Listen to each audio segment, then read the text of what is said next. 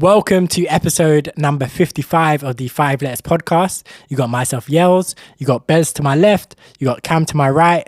Let's get into it.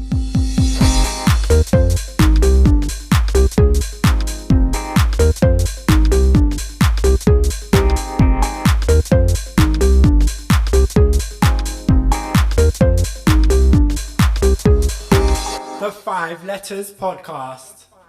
All right, so boys, talk to me. How's life? How are things? Yeah, man, things are good. It's been a good 2 weeks. I've been quite busy this last 2 weeks. It was my nephew's birthday earlier, so I was at a party for that. Jeez, all right. How old? He's 6. He was 6 the other day. Big man thing. Big man now, big man. I went and watched One Piece last week, so I'll tell you a little more about that later on. And I feel like I did more this week, but I can't remember what it was now. Okay, fair enough. Oh, we went out last Friday. Oh yes, we did. We did. Where did we go? We went to XOYO. XOYO, yeah. We went out to XOYO to see Conductor's Residency. We literally passed through. Like, that was not like a night out, like a raging night out. It was like a pass through thing.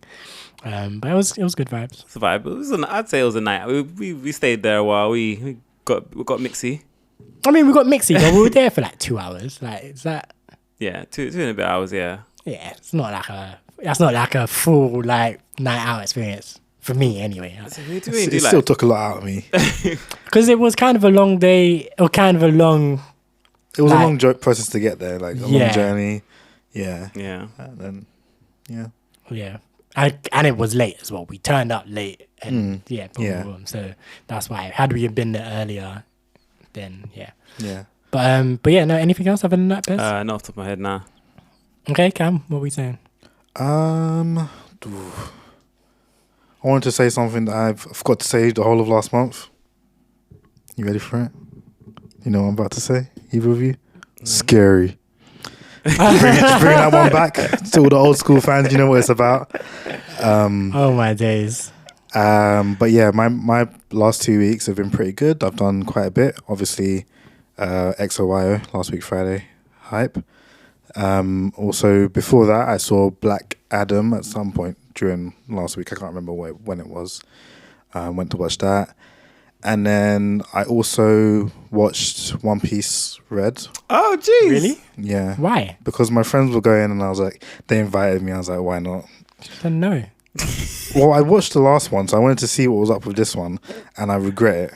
I shouldn't have gone, but we can get into that later. Mm-hmm. And then the big thing that I done this past 2 weeks was on Monday, just gone, I went to watch Kendrick in concert at the O2. Did you get that quiet? I did, except that I didn't, because here's what happened. My friend bought 2 tickets for him and his missus to go, and then something happened, so she wasn't going with him anymore. Drama. So some kind of drama happened. So he just sent a message into our group chat like, I have an extra ticket, who wants to come? And I saw it late, so one of my other friends had already said he wanted to go. So I was like, I just put it out there into the group. I want to go. If this other friend backs out, whatever, I'll still go. This was last week Friday. Mm-hmm.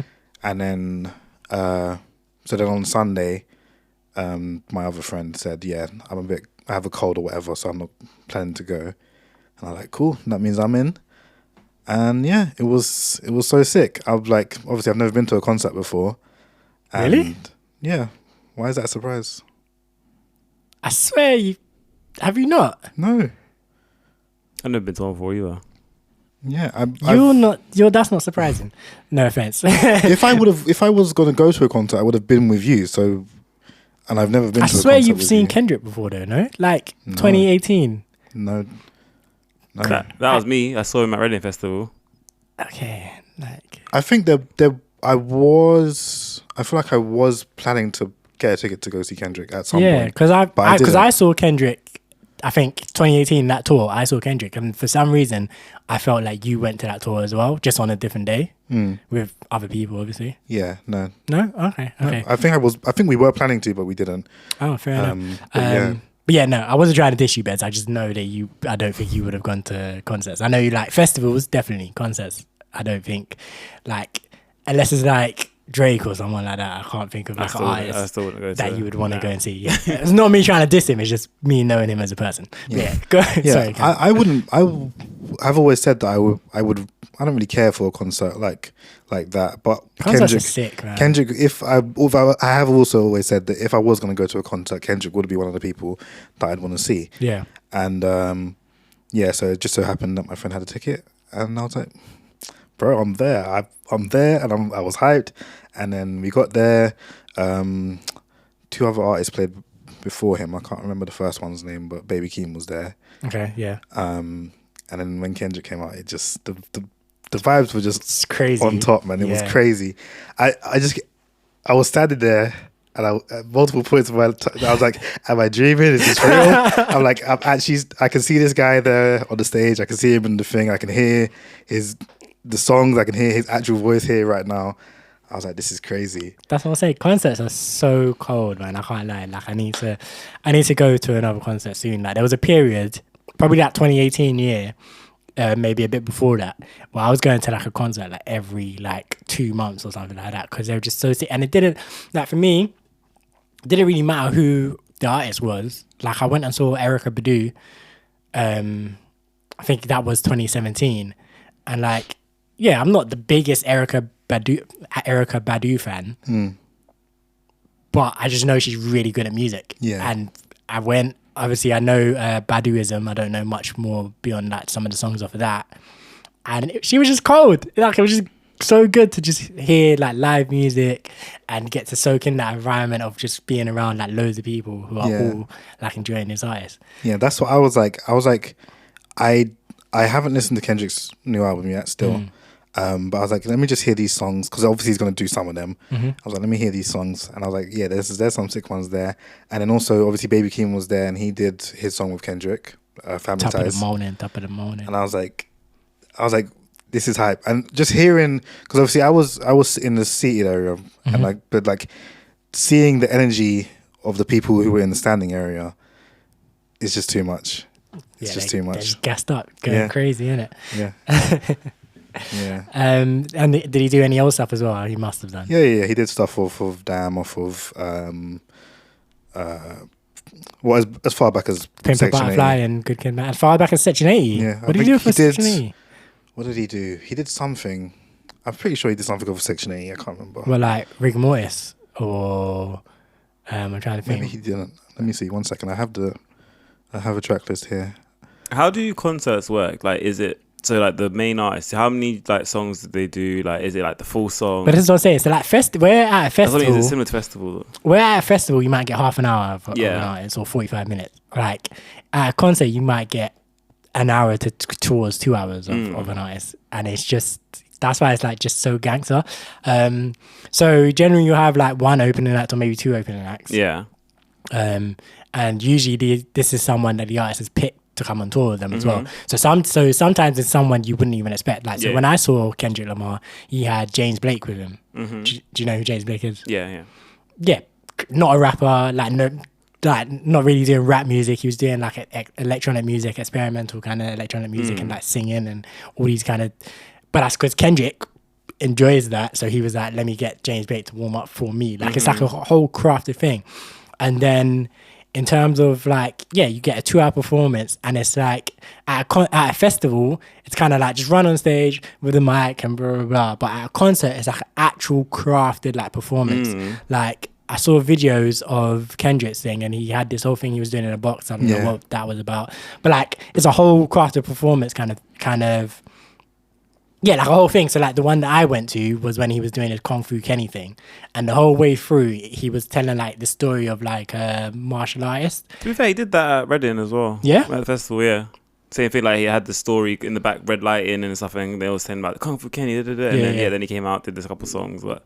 So I reckon like, the festival probably was like a shorter version of the concert then, because he did all that. He like, man's a full rapper out here doing costume changes and all sorts, and like, so it was like a full like performance, full presentation, full everything. It's just, so it's very similar to a festival, I would say, but just longer and more elaborate and more.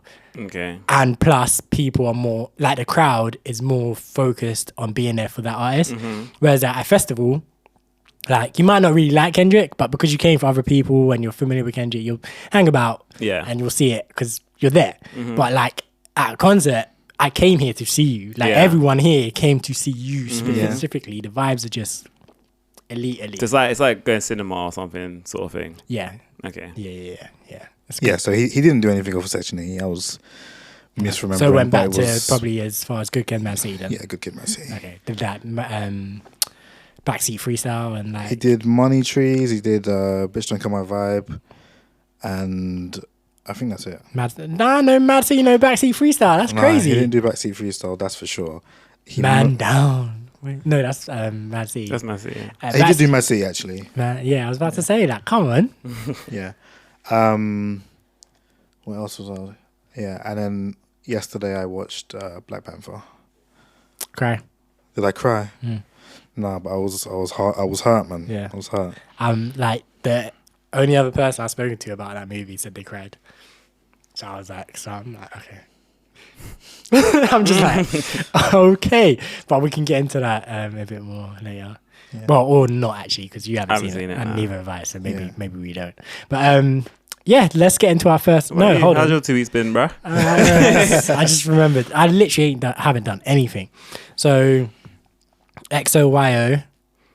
Since then, I've left the flat once. I think, like, because I've been off from work, and I've just been here chilling.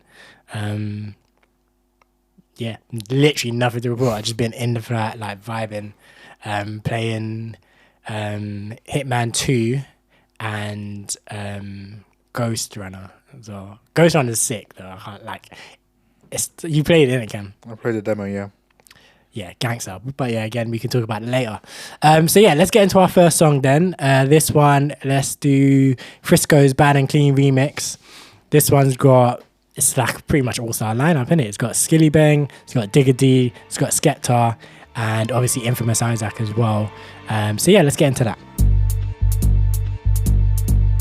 Ain't no chat if ain't no cream. Worldwide cash, that's purple and green. No see me bad, no see me clean. Clean as a... Ain't look back since 016. Real life with it, them real pan screen. No see me bad, no see me clean. No see me bad and clean. Them boy talk to them better than we. What you mean? Must a dream. Clean as a... No see me bad and clean. From when me foot touch down a movie scene. Can't step light, my step mean. They drip on GBH, my G. No see me bad and clean. Them no see me bad, no see me clean. We take it to the extreme. Big Frisco and Infamousizak. Skilly with Skepta and Digga D. Living dreams, billing queens. Go on like your battle is spilling beans. Try page man, get the whole magazine. 2 man dead on the scene. From when my foot touch down a movie scene. With a big back, y'all I feel like the jeans. Clean, bad and clean, strap and bean. Scene, stick up, who lift up too. I mean, I ain't there for the he say, she say. Only man that can play me is a DJ. Can't get this tool on eBay. I'm a lion in the jungle, so why would I care what a sheep say? Action, replay, whatever. Slap 2 shot in your A-Rex level. Okay, and we're back. That was Frisco's Bad and Clean remix featuring Skepta, Skillibeng, Digga D, and Infamousizak. Yeah, man, I like that tune, man. I proper like I like the little whistle thing. I think that's such a cool like way to incorporate a different style to the song. Like it's not something you hear every day, like people whistling on a track. So that's cool. The focus. But yes, let's get into our first topic. Elon Musk and this Twitter debacle. The madness that is Twitter blue. And just everything to do with Twitter, really. Like it's been a crazy 2 weeks or 2 and a bit weeks since he bought it. It was the last podcast we spoke about him officially confirming and doing it. Yep. And in 2 weeks is like Twitter's he's not about to, you have to sell it for a penny. It's in the mud. It's so bad. So where can we even start with this? Like, do you not want to talk about Twitter Blue specifically, or do we want to talk about? I mean, yeah. I think that's the largest thing, isn't it? So let's start there. So for anyone who's kind of lived under a rock, Elon Musk basically said that. Actually, no. Do you know what? I don't want to start there. We'll come back to Twitter Blue. Did you not see about all the people being fired? Let's start there. Oh yeah. Talk to me about that. What are your thoughts? What did you see? in terms of people being fired? How many people? I saw that it was like 75% of the company, no? Something like that? Yeah, something like that. Yeah, and I saw that he tweeted that he's going to be letting off people, and then I saw he tweeted that he's not, and then I saw that he did. So it was like whiplash. I saw he was on the Joe Rogan podcast and like was sacking someone like on there. Like him and someone from Twitter was on there. Obviously, we just purchased it. He's like, "Yeah, so I just purchased Twitter and you're sacked." To the person, and then like Joe Rogan's there like, and then she's there like, and then she's like, they were kind of looking at each other, and then she just walks off. So that and then obviously then the whole 75% of people being laid off. Yeah, I saw something about one of the new features he tweeted about being done after he joined. He fired the team who was working on that as well. It's like, yep. What's going on? Yeah. So I saw all of that sort of stuff, and the part that was killing me was that obviously like loads of people were coming out, tweeting out and like posting like videos and stuff about being fired and whatever, talk about how long they've been with the company and what they've been involved with, blah, blah, blah, and how they've been basically let go with like no notice and whatever, and like some of the ways that they were like told that they were being fired was not good. Like I think someone similar to what you said just there is that someone only found out that they were fired because Elon tweeted about something to do with one of their projects that they were working on. Yeah. And they were like, hang on a minute, when did this happen? How was I not aware that this was happening? And I was like, oh, I no longer work here. Okay, cool. Like That's crazy. I can't imagine it. It doesn't seem right. It's so wrong. It's so wrong. Like it's so funny. I was watching a video on TikTok yesterday, I think it was, and it was this comedian pretending to be a Twitter employee saying that he got fired by email with a that just basically had a meme and told him that it's time to leave the nest or something like that. And there's a picture of Elon Musk saying it's time to leave the nest, you're fired, like a meme. And I believed it was a real person. Like it was only until and then in the comments, so many people believed it was a real person. And it was only until like people started commenting, I followed this guy for ages, he's a comedian, he doesn't actually work for Twitter. Yeah. Like it was just so believable that this is because of what I've seen from actual people who have previously worked at Twitter and have been let go in certain ways. It was just believable that, yeah, no, sure. Like that's something that could happen. And I'm like, it's bad that we're at that point. But yeah, just so why is he actually sacking these people? Is there a reason for it? save money. Okay, save money, right? So he's basically saying Twitter's generally not that profitable. Yeah. And he's basically saying, yeah, in order to be profitable, one of the things we need to do is slim down our operations and letting go a bunch of people. Right. Yeah, he really didn't want to own this company, did he? I don't know. He didn't. That's what everyone's saying. He just didn't. He's got enough money that he can just play around with it like a toy because he didn't want to own it. Now he has to have it because of what happened. And now he has to figure. And he bought it leveraged up to the nines. Like he basically took a $44 billion loan. No, it's not all a loan. Some of it's his own money, but a lot of it is a loan. And Twitter's not making much money at the moment. So how is his loan being paid back? He's either got to pay it out of his own pocket, which I'm sure he doesn't want to do, or he needs to find a way to make Twitter profitable basically overnight, which is what he's trying and seemingly failing to do. Is any of this losing him money in any of his other companies? Tesla stock has gone down. Taking a massive dive. Yeah. Because the shine is wearing off of him as a businessman, and that's fair. And we're going to talk about stock prices in a minute. And yeah, if that's happening, what we're going to talk about, then he definitely deserves to be like losing some of his stock price as well. But yeah, so that happened basically day one when he came in. People started being fired. Then after that, obviously he's tweeting about the attack on Nancy Pelosi's husband and various other things he's tweeted about. And obviously we're not in America, so Nancy Pelosi, who she is, what she does, is not too relevant to us. But just it's just a political tweet that he's put out there that scared off advertisers as a simple way of explaining it. So he's basically tweeted a conspiracy theory, or that's what people call it, a conspiracy theory about an attack that happened to a politician's spouse. He's tweeted that out and advertisers have been like, hang on a minute, like you're the owner of this company that we're advertising on, and you're tweeting out conspiracy theories, and you're talking about freedom of speech and like all these other things. We're a bit concerned. I don't know if you remember a few years back what happened with YouTube when all advertisers started pulling their adverts because they were showing adverts in front of like videos by ISIS. ISIS were putting up videos on YouTube of like beheadings and this, that, and the other thing. And like in front of it will be like, buy this new Apple, and then so like just bare people start spare companies start putting, it's like a similar thing to that. Okay. Like where it's like I don't know if I want to be scrolling and it's like N-word this, conspiracy theory that, blah blah blah, you know, new products from Johnson's and Johnson's, baby powder, like I don't know if I want my adverts mixed up in all of this. So that's what happened as well. And then he started tweeting about how it's activist people are applying pressure to this, that, the other thing, and like, yeah, it's been a roller coaster. I've seen a lot of the activist people, but I haven't really followed on it too much. But I've been seeing that's been quite a big thing happening on Twitter at the moment. Like, I don't know if it's just everyone's tweeting about it or just kind of Elon Musk's people are all tweeting about it, but I feel like it's just him and his fans. Okay. I feel like anybody who's sensible like realizes that this is just how business works. Yeah.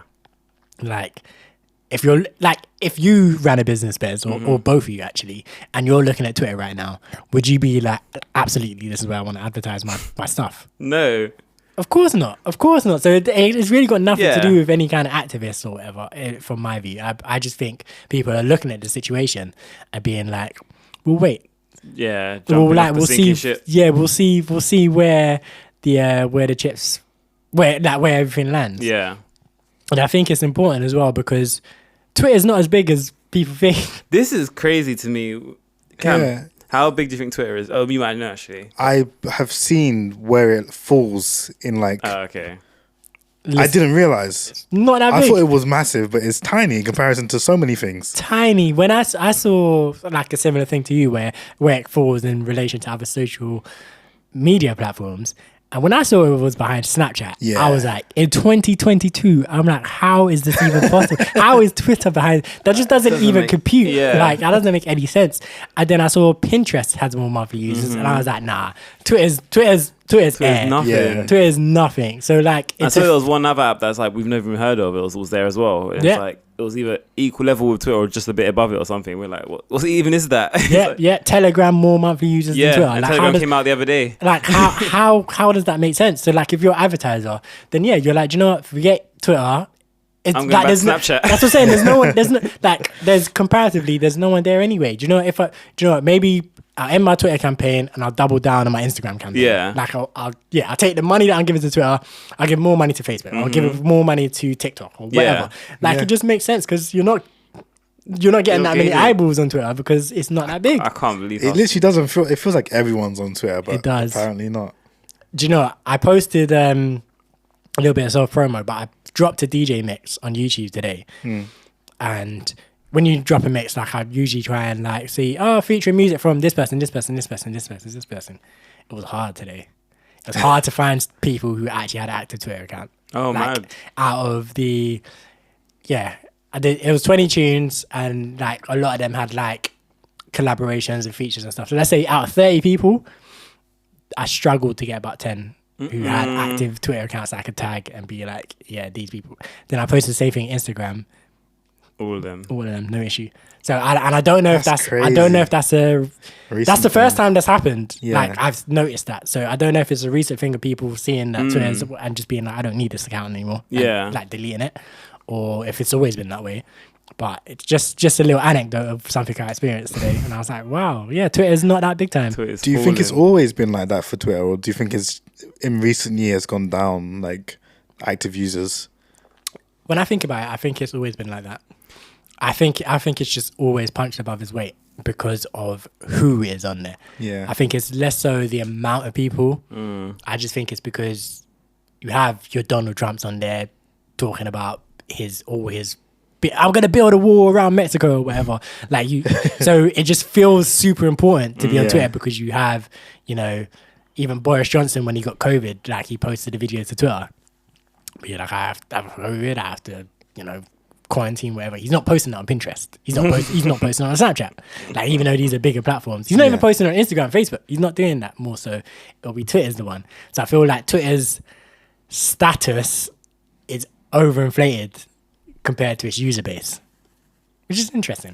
I feel like it's the type of content as well makes it seem more accessible than everything else. Because it's just, I mean, it's people posting their thoughts. Yeah. And like you can tweet 100 things in a minute and it just looks like it's so busy. Whereas Instagram, you're not going to post 100 pictures in a minute. So it just seems like a lot less is happening on there. And everyone can see it as well. Like, it's like Facebook, you have to, if you want to see someone's thing, you have to specifically go to their page. Even if they got a public profile, if you want to see what they're writing, you have to actually go to their page. You can't just stumble across it. Instagram is kind of like, now you can kind of see everything, but like it's photos and like all these other things. Like in Twitter, it's just like thoughts and words and like, stuff like that. So yeah, I just feel like it's always had this over importance because of what's on there and who's on there. But I think actual like numbers wise, it's not that much. Because actually, when I think about it, like, and you lot can kind of think about it too, in terms of older generation people that you lot know in like your family and stuff, do they have Twitter accounts? No. But they'll have like Facebook. They have Facebook, Instagram, Instagram too. Like, but Twitter, not so much. Yeah. Or if they have a Twitter, it's dead. They're not using it.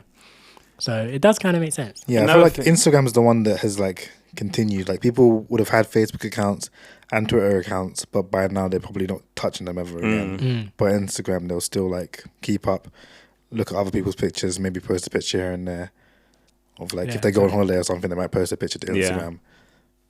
Yeah, I think the amount of followers people have as well. Because when you think about like Ronaldo, I think he's got like 500 million on Instagram now. I don't know what he's on Twitter, but it's probably like nowhere near that. Let's actually check. Like the most followed person on Twitter is probably nowhere near the most followed person on Instagram. And Facebook, obviously, is a whole different ballgame. It doesn't have followers and stuff. Obviously, you have like groups which you can like and follow, but you don't have like a celebrity with a page that has millions and millions of followers. He has 104 million followers on Twitter. Yeah. So that's a fifth. Which is probably about right. Yeah, that makes sense. So yeah, man, like, so that's an interesting thing. But let's get into this Twitter Blue stuff then. Did you pay for Twitter Blue, Bez? Yeah, come on, you my verified tick. No, I did not pay for verified Blue. So obviously Twitter Blue dropped, which was the £8 verification kind of thing, which was the worst part is, like, for me, it's just so outside of the verification tick, everything else was very wishy-washy, because it was like you get half as many ads, but it's like, how many ads do you get anyway? Like, how do you quantify that? Because it's not like you know how many ads you get. Yeah. Like, I feel like the ads you get on Twitter, so it's just sometimes just scroll and you see an ad. Whatever. Literally. So half a many, like, how do you actually like, because at YouTube Premium, I pay for that. Yeah.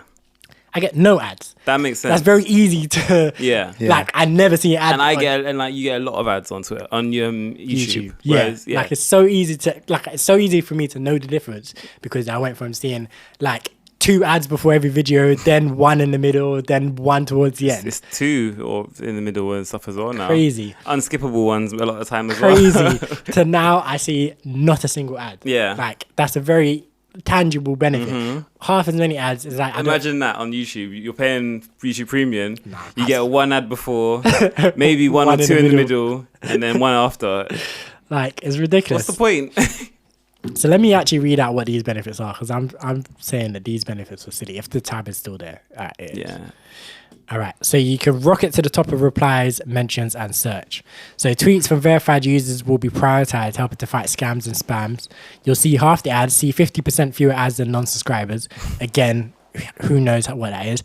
Post longer videos. You'll finally be able to post longer videos to Twitter. So at the minute, I think the cap is about 2 minutes and 20 seconds. Yeah. And I think they said they're going to up that to whatever. And then you can also get early access to select new features with Twitter Blue Labs. So it's like, if and when we decide to do extra stuff, you'll get early access to it. So it's like even the first thing, the whole you get rocketed to the top. Let's say I pay for Twitter Blue, you pay for Twitter Blue. We both tweet at the same time. Does that who's getting rocketed to the top then? We're both getting rocketed to the top. We're both. It will be the same as what it is now. Yeah. Except whoever's unverified will be below us. Exactly. But then 100 people have Twitter Blue. You're not getting any more priority to anyone. So that's another one where it's a bit wishy-washy. Very, very wishy-washy. Because the idea is that they want everyone to be Twitter Blue as well. Because it just puts the timeline back to what it currently is. Was. Because if they're talking about fighting scams as spam, yeah, the idea is that we want to verify as many people as possible. And it's like, if how does being put to the top if everyone is like, it just doesn't make sense. It doesn't make sense. And posting longer videos, Twitter doesn't pay for content, by the way. No. So, and this is the thing that I've like, over the years I started thinking about more. Like people are posting like so much stuff on social media that is bringing users to social media to then watch ads that are paying social media, but they're not paying the people who are making people come in the first place. Yeah. And Twitter is one of the worst for that right now. Like I don't think anyone gets paid off of their Twitter. Twitter don't get paid, do they? No. Like TikTok, you get paid pennies, but Twitter doesn't. You could tweet whatever on Twitter. You don't get sponsored tweets off other companies, but you wouldn't get a Twitter, you won't get a paycheck from Twitter itself specifically. So it's like, yeah, so I could post this long video. I could post great long content that'll keep people on the app for ages, but I'm not going to get paid for it. I'm paying you. You're paying them to get to do that. This is the only app that I'm paying you. Like, nah, why am I going to put this here rather than on YouTube? Yeah. Where I can do it for free if I want on YouTube. Yeah, and then you get paid for it. If it's a video. Let's say you're getting 1 million views on your super long Twitter video now, or you're getting 1 million views on your YouTube video. Yeah. What's benefiting you more, the £8 you're paying Twitter or the £100,000 or whatever you're getting from YouTube? Yeah, like in Twitter you're in a hole for posting a video. It just doesn't make any sense to me. So yeah, Twitter Blue just doesn't make sense. Other than the quote unquote clout that you get from having the blue thing. I think that's all it is. Which if you're a loser, that goes away. That literally goes away. Yeah. When everyone knows you're paying for it, the clout is gone. It's so dead. Yeah. Like I sent an account to you lot, and it was like 37 followers or something like that, blue tick. And I'm like, you're wasting your money, guy. Yeah, like I don't like. I'm looking at your bio and I'm looking at your tweets. Even like you don't tweet. Even like his someone username was just like. That's what I'm saying. Your account doesn't appear like anyone who needs verifying. Yeah. Like you're not carrying yourself in a way that makes anyone think like, oh no, I need to make sure this is the real guy. Like no, 7724 James 222999. Like nah. So it's just very pointless. But that was rolled out, and then all chaos. When was that rolled out? Like a week ago? I think it was only like 3 or 4 days ago. Not even a week ago. Rough. Yeah. I don't know. It was stopped very, very quickly. It's been Imagine a if long 3-4 weeks. When you pay for it, you can also choose your handle, like your and take it from someone else. that would be even worse. That would be if someone took my handle, because I know there's other yells out there who do music. Excuse me. And if one of them did that, I'd be like, I'm off to it then. That's it. That's fine. I don't care. Like, that's it. You just log in one day like, sorry, this handle is now taken. Yeah, you log in and you just see @user something as your handle. Or you just change it to like Yells music. For fun. Yeah, Yells music 27981. I'm like, all right, cool. Forget that. That was so annoying. Yeah, wasteland. It's so funny. Like someone takes yours, so you're like, oh no, well I have to take it back, so I have to pay £8. No, because you have to pay more. Because they paid £8, so surely you can't take it back for £8. You have to then pay £12 a month for your handle back. It's a bidding war now for your handle. Nonsense, absolutely nonsense. But yeah, so obviously, so Twitter Blue was rolled out. Then chaos ensued because people started changing their name to Elon Musk. So, and I this is sometimes when I just like the internet. Yeah. Because there are so many ways to troll this thing, and people did it in many ways. But my favorite one is the fact that people just start changing their name to Elon Musk. Yeah. I'm like, that's just because you're like, it's so direct and targeted. It's like, look what we can do. Like, you're an idiot. Look what we're gonna do. like, why would you do this? So people start changing their name to Elon Musk and like tweeting about that and whatever. But the thing for me is that people are getting banned for changing their name to Elon Musk. But that is not like I don't class that as impersonating a person. If their app was Elon Musk something, then I would class it as like a impersonation of him. But just having the name, you could like that.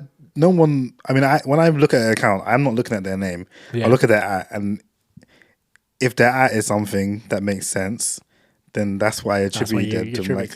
No, a lot of people don't do that. To be fair, a lot of people just look at the name. Yeah, what the name says. They don't look at what the @ says. And not even like the picture and the name, the @ you won't even look at because if you see the picture is the same as Elon Musk's picture, you're gonna just instantly think it's actually Elon. It's actually him. Yeah. Well, I guess that like at a glance you could probably, but the @'s always there as well, aren't they? It is, but people like you read something so fast, you're like Elon Musk, blah, blah, blah, like it doesn't matter what the @ is. You kind of just zone that out. And remember, people can also like the thing is like someone's name could be Elon Musk and they have Elon Musk 774 and they verified because that's their name. So I'm not impersonating Elon Musk. I maybe have put his picture, but I'm not impersonating him. That's my name. Yeah, well. That's on my passport. That's the name I signed up with. Twitter blue. That's fair. But yeah, so obviously that happened. So then they started talking about. And amongst other things, people started like doing companies and stuff, which we're going to get back to. I want to talk specifically about the company stuff, like towards the end of this bit. But people started impersonating Elon Musk specifically and companies and stuff like that. So then they said, we're going to pause this for a minute because we need to get a handle on impersonation. Elon tweeted out something saying, anyone who is caught impersonating without clearly specifying that you're a parody account will be permanently banned, blah, blah, blah, all this stuff. They stopped people from being able to change their names completely. So Doja Cat had her, did you see? No. Doja Cat had changed her name to Christmas or something like that. So it was just Christmas at Doja Cat. And then they stopped the ability of being able to change your name. So she tweeted Elon Musk. She was like, hey Elon, I changed my name to Christmas. I don't want to be Christmas forever. Like, can I change it? And obviously she's big celebrity, famous, whatever. He was like, oh yeah, like for you, whatever, like you should be able to change your account name now. She changed it to Elon Musk. Oh, that's too good. That's actually too good. Hey, don't be hilarious. Yo, that's top tier. I was like, yes, Doja, that's funny. Did she get banned? I don't think so. But I was like, that's top tier trolling right there. Like, but yeah, so they've had to do that because obviously of all the impersonation. And yeah, I mean, let's talk about these companies.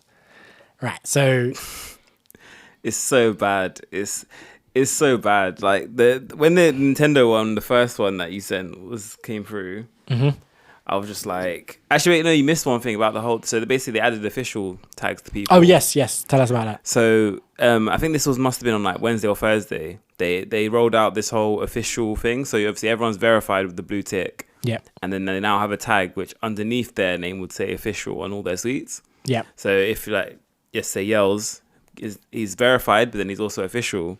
And so I saw a lot of people tweeting, I'm official.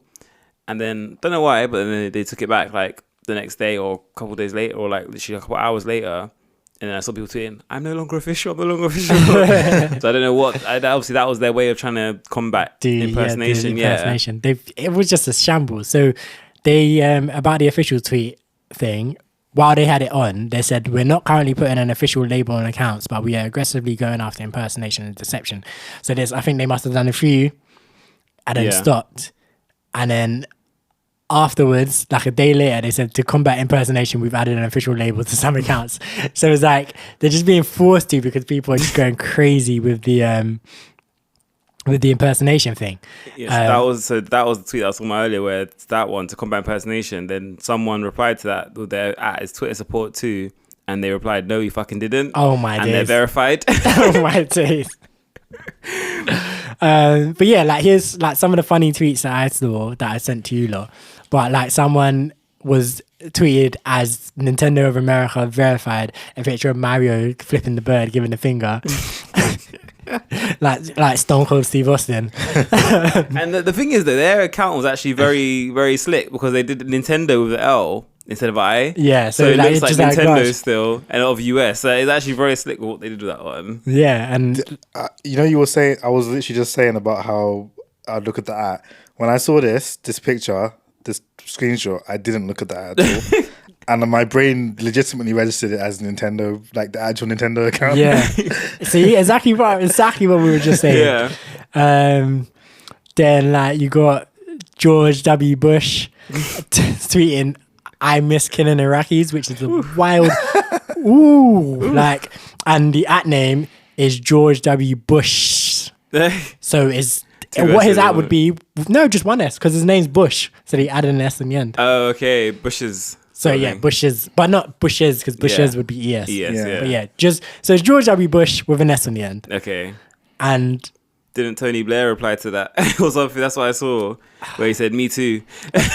Yeah, and then President Biden, "I'm over here stroking my dick. I got lotion on my dick right now." That one killed me. That one had me rolling. That one actually had me rolling. 'Cause I was like, how are you going to get the President of the United States doing a first tweet like that? That's crazy. Oh, man. Horny on Maine. But yeah, so that the impersonation, it was just running rampant. It was going crazy. People were doing all kinds of things. And they made a quarter of their staff, 3/4 of their staff sacked. So who's even going to be here trying to combat these impersonations and trying to put in things in place to stop it? They got exactly. So like you got rid of like so much of your staff force. How are you going to deal with this now? So then obviously they had to pull the plug, and then news started coming out that like a company. A pharmaceutical company that provides insulin to diabetic people, right? Yeah. So a company that provides insulin to diabetic people in America, because in America, I think you can get it quite free or cheap here. I think it's like free or cheap depending on your medical thing. But in America, you got to pay for everything. Apparently, it's the cost of an Xbox for one vial. Yo, I've seen people tweeting like how they're paying an Xbox a week to shut themselves up every week for insulin. I don't know how they live. Disgusting. It's crazy. Disgusting. I don't know how the average person survives in I that don't country. understand either. Doesn't make sense. It's wild.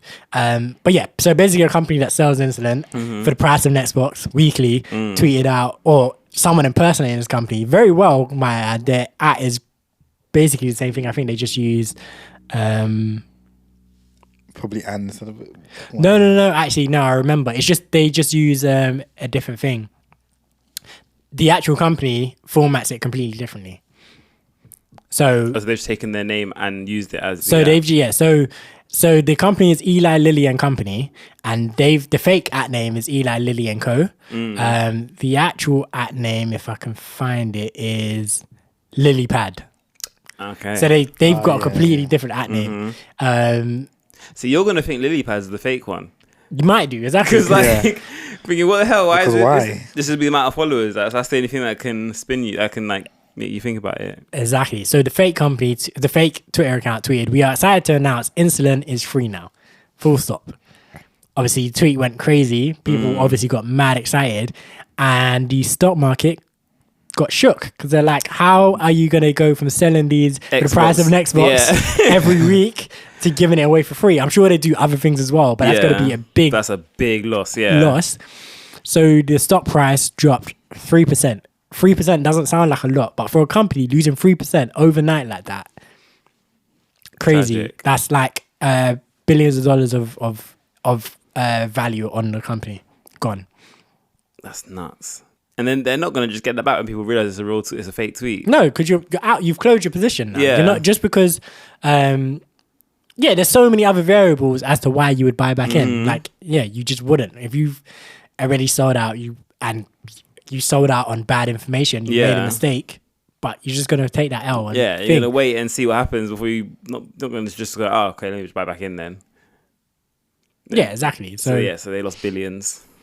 There was another example as well that I'm trying to find. It wasn't just that company. There was another company as well, who similarly lost billions. Not even like a couple pounds. So it's one of those things where it's like it's not realized billions because it's stocks and shares. It's stocks and shares, but it's still very. It's still important. market value and stuff. And if someone wanted to buy you tomorrow, they're now not buying you for the billions more that it was worth. Like imagine Liverpool Football Club. They've been put up for sale the other day. so they got some misinformation, lost their value, dropped billion. They're worth 3 billion. Tomorrow, all this Twitter thing happens. They're now worth 100 million or something. The owners are pissed. Yeah, it's wild. So like, Lockheed Martin, who are weapon suppliers. So at Lockheed Martini, just add an I on the end. This is what I'm saying. People aren't like looking at it that closely. Yeah. Like, so even if you did read the at there, you're probably gonna read the lock, and that's about it. yeah, you just kind of, and because it's like Lockheed Martin, Lockheed Martini right underneath it, you kind of just look at it and see, oh, these are just the same. You keep it pushing. But they said, we will begin halting all weapon sales to Saudi Arabia, Israel, and the United States until further investigation into their record of human rights abuses.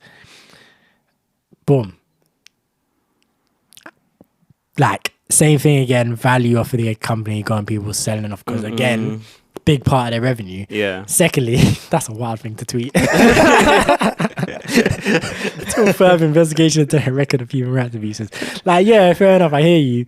But yeah, if the actual company tweeted that, like, the US government would be like, You can't be telling people this. yeah, they'd be finished. Yeah. That's nuts. This is what I was saying. I feel like, can't people sue Twitter for this? Because, like, so the company, so Lilypad and this one, can they not sue Twitter for what's happened to their company, the dispute they're in? Because obviously it's something done by this person, but they've utilized Twitter to do it. So it's kind of like, if they can't get the person, can they get Twitter? Are they liable or not? Yeah. Yeah, I feel like this is something you might be able to be sued about. Roblox_US, we're adding sex to Roblox. Probably that's not already in there. someone somewhere is like probably somehow modded it into whatever. And then a lot of people probably punch in the air that it's not a true tweet. Did Roblox lose value as well? I don't think so. I feel like that one is one of them ones where you can instantly be like, okay, that's fake. Yeah, because it's a kid's game and they're not getting sex into it. They just got to be bobbering. But like, in the bed. But certain ones, like, it's like, yeah, you can't take a chance on that and just be like, whatever. Yeah. But yeah, I fully. Oh my days. I just found a thread that has like a bunch of these like tweets of like fake accounts and stuff, and I'm just like, wow, it's just crazy. Someone, real Donald GOP, Black Lives Matter, so Donald Trump.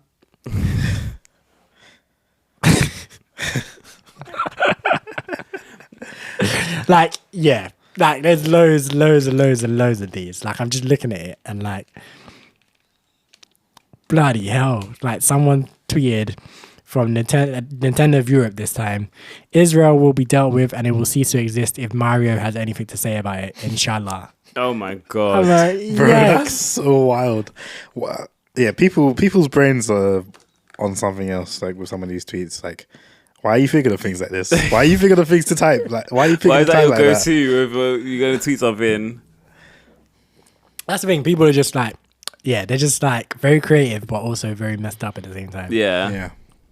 So yeah, I definitely think this is something that some of the companies could definitely sue Twitter for. And be like, whether they win or they don't win, I don't know, but I feel like they would have a case. Okay, yeah. Because it's like you allowed this information to be spread on your platform as if it was from me. Yeah.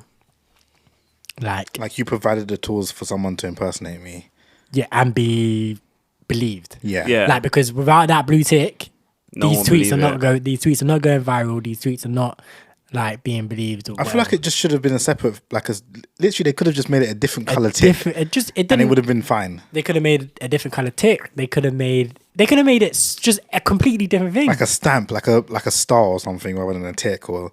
I feel like you don't even need it. You could just literally just have Twitter blue, but I guess they want the tick. That's the thing that the people want. Because I'm like, if they're gonna have a subscription service on Twitter, you don't need a tick for it. Like, you could just say subbed or something underneath your name, or like literally like blue. That's it's underneath your name. So silly because the reason why they want it to be a tick is because obviously the tick has been tick has been something like people coveted for years. Yeah. But by asking people to pay for it, you're taking the value away from the tick.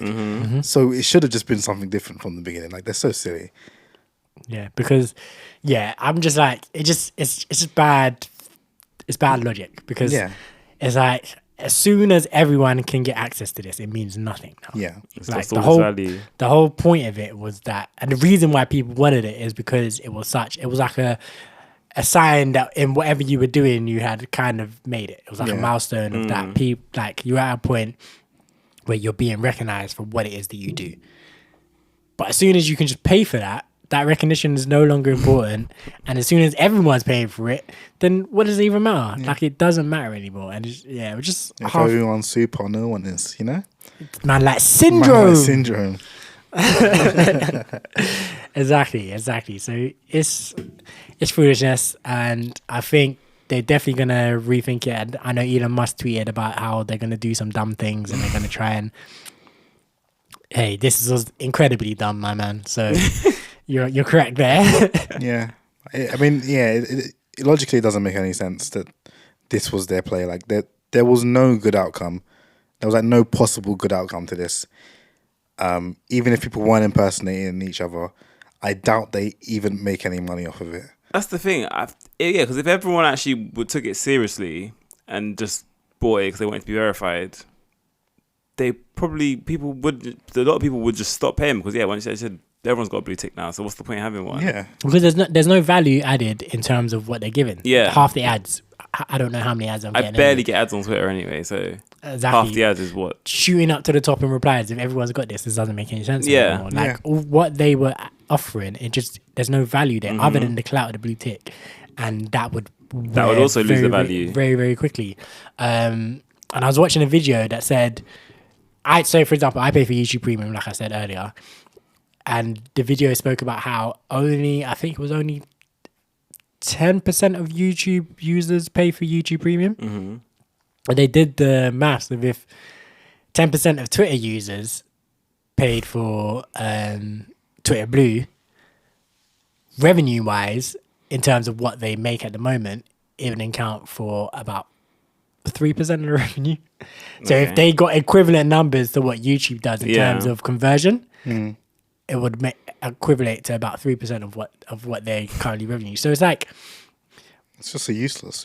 So it's like so you really have to be in order to make an actual splash in what you're going to be making from it. You actually have to be aiming for 50%, 60%, 70% of people signing up to this in order to make any noticeable revenue changes. I feel like that's why they were given blue tick. Why their idea was to give people blue ticks as well, because I don't think there's anything else that they could do that they could offer that would actually make people sign up. Because the blue tick, even if it loses its value instantly, people would still be like, let me pay for this. Like on day one, there'll be a lot of people who just be like, I want that blue tick, give me that blue tick, I'm going to pay the money for it. And then after a while, it might die down. Yeah. But there'll be an initial boost. I feel like maybe you could get not most, but like a lot of people, more than 3% of people on Twitter more than 10%, sorry, to pay their initial subscription. Twitter, what I think you should need to pay for on Twitter, longer tweets, and again, I think you would have to target it you wouldn't target it to normal people. You have to target it to creators or whatever. So things like longer tweets, longer videos, like they said, fine. I think they should be paying people if you're going to be asking them to make longer videos, but hey ho. But yeah, things like longer tweets, which go over I think it's 280 characters that you have now.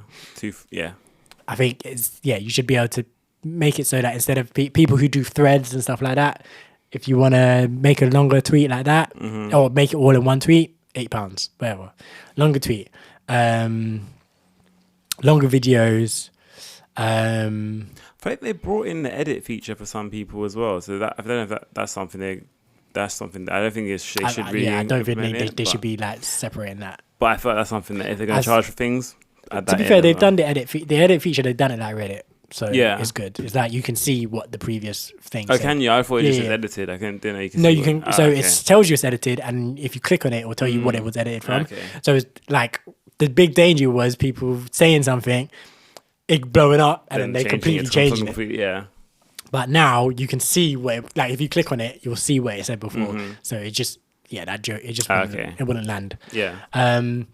But yeah, I don't think they should be charging people for that. But I feel like it should be stuff like longer tweets, longer videos, the ability to like to pin more tweets on your page, because at the moment you can only pin one. Maybe you can pin 3, 4, 5, or maybe unlimited pins. Like just little things like that. I feel like people who are content creators or whatever would be like, this is adding value to me. Yeah. What they've offered is not adding any value, like in any actual value to anyone other than the blue tick making you look like you're a G for about 5 minutes. Until someone creates your profile and you have 2 followers. Yeah, it just doesn't make sense. But yeah, like stuff like, I just feel like, yeah, stuff like that. Maybe something, I don't really look at Twitter spaces, but maybe something to do with spaces. Like, you got to enhance, basically, if you're going to make people pay, you got to actually enhance what they're getting. Yeah. Don't just kind of try and pull the wool over their eyes. That's literally what it is, isn't it? It's like a little magic trick, just a little show of something to give you nothing. Yeah. Put a bit of sparkle on it, put a bit of glitter in it, you know, make it look like they're giving you something. But they've listed what they're giving you, and if you think about it, I know there was a time on Twitter way back in the day where you could have a display picture that was a GIF. Yeah. Again, I was gonna say that, like, about profiles, because profiles are all the same. They're all very basic. Obviously, you can change the cover photo, you can change the display picture, and that's it. Like, give someone, they can make their background grey, or they can make their background colourful, or a GIF, or a custom background. Yeah, it's like that's something for content creators. Stuff like this, custom like these are all things that people would actually be like, okay, I will pay for this. But I feel like they just went about it wrong. I feel like they targeted your quote unquote average people to try and bring them up to the level of like people content who are creators and all that stuff. Yeah. When I feel like, no, you should target it to the people who are trying to build an audience of this thing, and because they're the ones who actually will pay for this kind of stuff. Like, I feel like the ones who have verified tick, they will pay for it because they want to keep their verified tick. Let's say they're going to say that we're going to take anyone who's not paying, we're taking your blue tick away. They would pay for it because they're content creators. They want to keep their blue tick. Loads of the blue tick people I know will like take it. Yeah, I was like, they were like, I saw someone tweet. He was like, my blue tick on Twitter is not making me £8 a month. Yeah, so I'm not spending £8 a month on it. Like, I feel like with or without the blue tick, my monthly income is going to be the same. It's fine. Like, he was a DJ. He was like, this blue tick is not getting me DJ bookings. Yeah, like people know who I am regardless. And no one's and I'm not some superstar that people are trying to impersonate me. This blue tick don't matter. Yeah, like take it. I saw people saying that because of the clout of the blue tick is now gone. Take it away. There's unverified lot of the cool lot now. Unverified now. Yeah, well, Elon, if you're listening, we just gave you some free game and what you probably could charge for.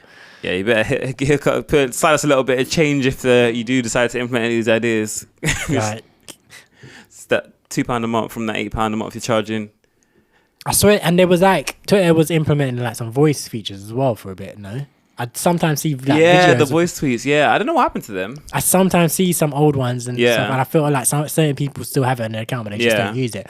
But again, these are features that you could make. Like a voice. So it's like a voice note. It's like a voice note, but it's just like a video, and it has like your display picture, and it's just like just things moving around it, sort of thing. Yeah.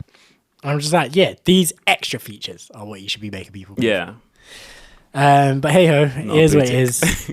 If Twitter dies, I'm not mad. It's almost time. If Twitter dies, I'm off social media, I feel like. Other than YouTube. You can't be, bro. You're our social media manager. Does that make any sense? I mean, but like our social media manager cannot be off social media. It's personal. Yeah, personally. Like, I'm on TikTok now, but that's because of our social media. I'm not personally on TikTok, and I don't ever go on it other than tweeting, other than posting the TikToks, but that's why we only got 3 followers. I know, I should go on it, start liking things and things like that, but I can't, it hurts my head. I can't go on it. And then like YouTube I'll still use, obviously, and so if that becomes the new big thing, then I'll be on that. But Twitter is my main go-to. Instagram, I barely go on Instagram. Fair enough. But yeah, what about you, Cam? Any last words? Oh, yeah, man. I don't really care about Twitter. Twitter can die. Because I don't really use it anymore. I haven't used it since like 2018. So yeah, if it's time, time to go the way. It's going on a blaze of glory. It's being the most talked about thing currently. So Netlog, that's a throwback. Wow.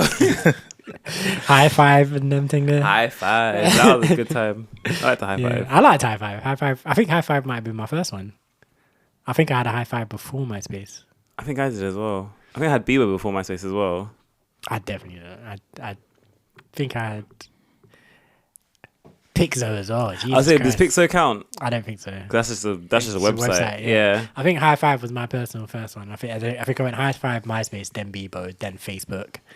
And then whatever from there. nice. I might have been on Twitter before Facebook, Surely not.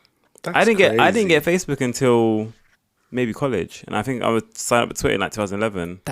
Why? What were you doing? I didn't have any reason for Facebook, so I never got into it. And then I think someone said to me they're gonna make one for me if I don't create one. So I was like, okay, I'll make one then. I remember I didn't like Facebook for the longest time because my sisters were on it, my older sisters. Yeah. And I was like, and Bebo was still popping at these times and MSN Messenger and all these things. Yeah. So I was like, yeah, so I get it. So I was like, yeah, Facebook is like they're just over there poking each other and throwing pillows and stuff. But Facebook had all the games. It did, like Farmville and that. But like at that point, I was like, nah, like MSN is MSN, Bebo, this is still vibing. And then I created Facebook. Crosses in that on MSN. But then I created my Facebook and I was like, you know what? Okay, this is vibes. Like writing on people's walls and stuff like that. And yeah, it was cool. Like obviously it's nothing like that now. Yeah. But at the time, yeah, it was quite cool. But I definitely had Facebook before Twitter. I had Facebook still in secondary school. And then I had Twitter probably just before I went to college. Nah, to be fair, I think I did have Facebook first. Now I think I had prom pictures on Facebook, so I probably had it. I think it was close though. I don't feel like I had Twitter much after. Yeah. And then Twitter, I didn't understand because I was like, why am I following people I don't know? So Yeah. Facebook was all people you knew, or people at least friends of friends, and like that met kind of, or people you recognize and stuff. Yeah. Yeah, and then like when people were explaining Twitter to me, I was like, but do you know this person? Like, why would you want to follow this person that you don't know? And it's like, no, but there's celebrities and stuff on there. And I'm like, and even at that stage of my life, I was like, so what? Like, why would I want to follow the celebrity? The guy who got me to actually want to set up a Twitter, someone showed me Jeremy's feed, and I was dying. Like, it was just banger tweet after banger tweet after banger tweet. It was just funny. So I was like, okay, let me create a Twitter. One of my first people I followed was Jeremy. Because he was just funny, and then he's funny. He still retweets people in the old way. Yeah, we laugh every time I see it. Wait, he like does the RT or whatever. Yeah. He manually types that out. I don't think I think he still uses the old school Ecophone app, so I think it still just does it that way. Okay. Oh, interesting. I thought he did it manually. That's why I was thinking like that would be long. It's so long. But that's what I thought was so funny about it. But it's because he's, and this is why Twitter is weird, because I know this about Jamie, even though I've never had a conversation with Jamie, but I know he's never used the Twitter app. He's always used, I think it's Ecophone. Oh, okay. So even to this day, he uses the Ecophone app, and I just think the Ecophone app, that's just how it's always done the retweets. Okay. Like, so when Twitter changed to the quote tweet, blah, blah, blah, blah, blah, Yeah. Ecophone stayed the same way. So Okay. that's why. But when people bring it up with him, he's like, so what? Like, who cares? Like, I like it. Yeah. yeah, That's unique. it is unique. But yeah, man, like, one more company tweet before we get out of here then, or before we play our next song. Give us a banger. So Chiquita is a company that sells bananas in the US. They probably sell bananas over here too. I think yeah, I recognize the name. Chiquita. Well, the headquarters are in North Carolina, United States, and they're founded in Boston, Massachusetts, United States. Boston, Mass. So someone tweeted, pretending to be them, and to be fair, it's at Chiquita. We apologize to those who have been served a misleading message from a fake Chiquita account. We have not overthrown a government since 1954. So I presume what happened was someone else impersonated Chiquita, tweeted something about overthrowing a government, which this brand is probably known for doing. Yeah. Because, yeah, to be fair, but a banana company, that sounds a bit shady. A banana company in America sounds a bit shady. Like, you've been getting them bananas from South America, and you've probably been doing some mad fucked up shit in South America in order to get these bananas. So someone else probably tweeted about overthrowing, like, some government, and they were like, nah, let's drizz this up a bit. And that's a funny tweet. We've not overthrown the government since 1954. But yeah, let's get out. Not get out of here. Let's play our next song. This one's going to be the Warm remix. Hang tight, K-Trap. This one's featuring Skepta again. Yeah, man, take this one in.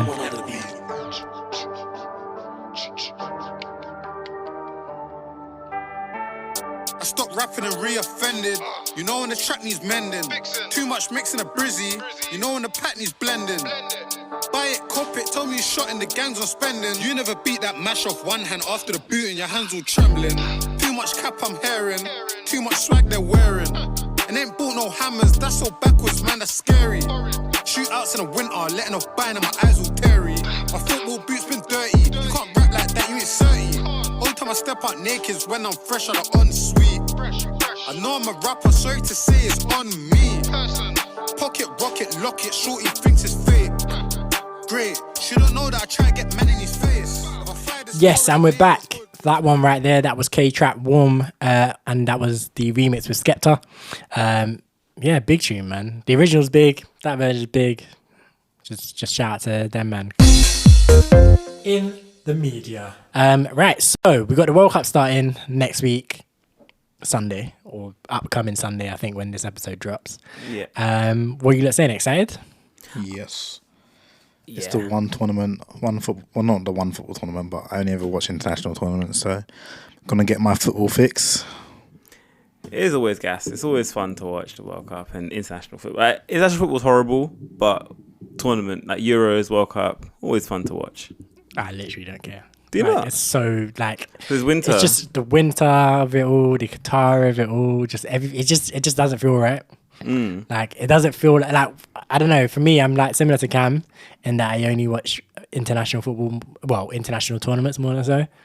And just for me, that kind of just goes at this point. It kind of just goes hand in hand with like the sun and like just warmth and all of these things. Like it just feels weird to be watching one at this time of the year. And then obviously, the whole thing with Qatar and everyone like putting out statements about we're going to wear this armband and that armband because of this, or we're not wearing this, or we're not doing that. And are LGBTQ people welcome at the World Cup, or are they not? And migrants dying and just all of this stuff. It just doesn't feel like such. And I don't care about football that much as is. So it's just kind of like just brought the excitement down a bit. But I'm definitely going to watch it. I'm not saying I'm not going to watch it, but yeah. I'll try. I'll see. If it's dry, then I won't. Yeah, that's the only thing. I think the games are on at decent times because I think Qatar and our time isn't that different. I think it's like 3 hours ahead or 3 hours behind or something. So like the games will probably like the earliest game might be like 9 o'clock and the latest game might be like 8 o'clock. So it wouldn't be like when it was in Brazil and you have games at 3 a.m. 3 a.m. in the morning. Yeah, I remember that. But I was one of the ones where like I would stay up. Not all the time. I think I stayed up for like one game. Can't remember which game it was, but it was just like, just for the vibes. Yeah. Like, because if this World Cup, there's not a chance I'm staying up for anything. Finals, I'm not staying up for the finals. I don't care who's in it. Oh my God. Like, nah. But what if it's a Ghana-Senegal final? You're not going to stay up for it? I'd stay up for that. I'd stay up for that. That would be an occasion where I would be like, I'm watching this. But yeah, so what we thought we'd do, I thought we would run through a few of our predictions for the World Cup.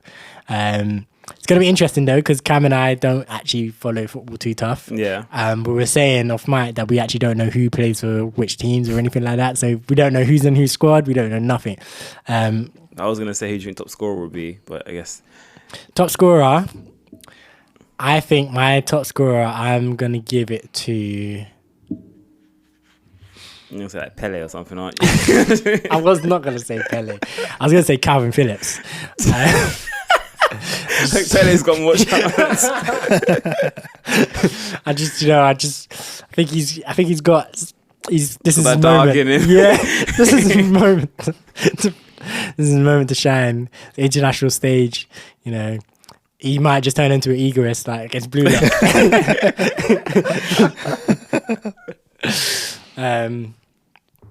I'd like to see. So I watched a video the other day of Jack Grealish.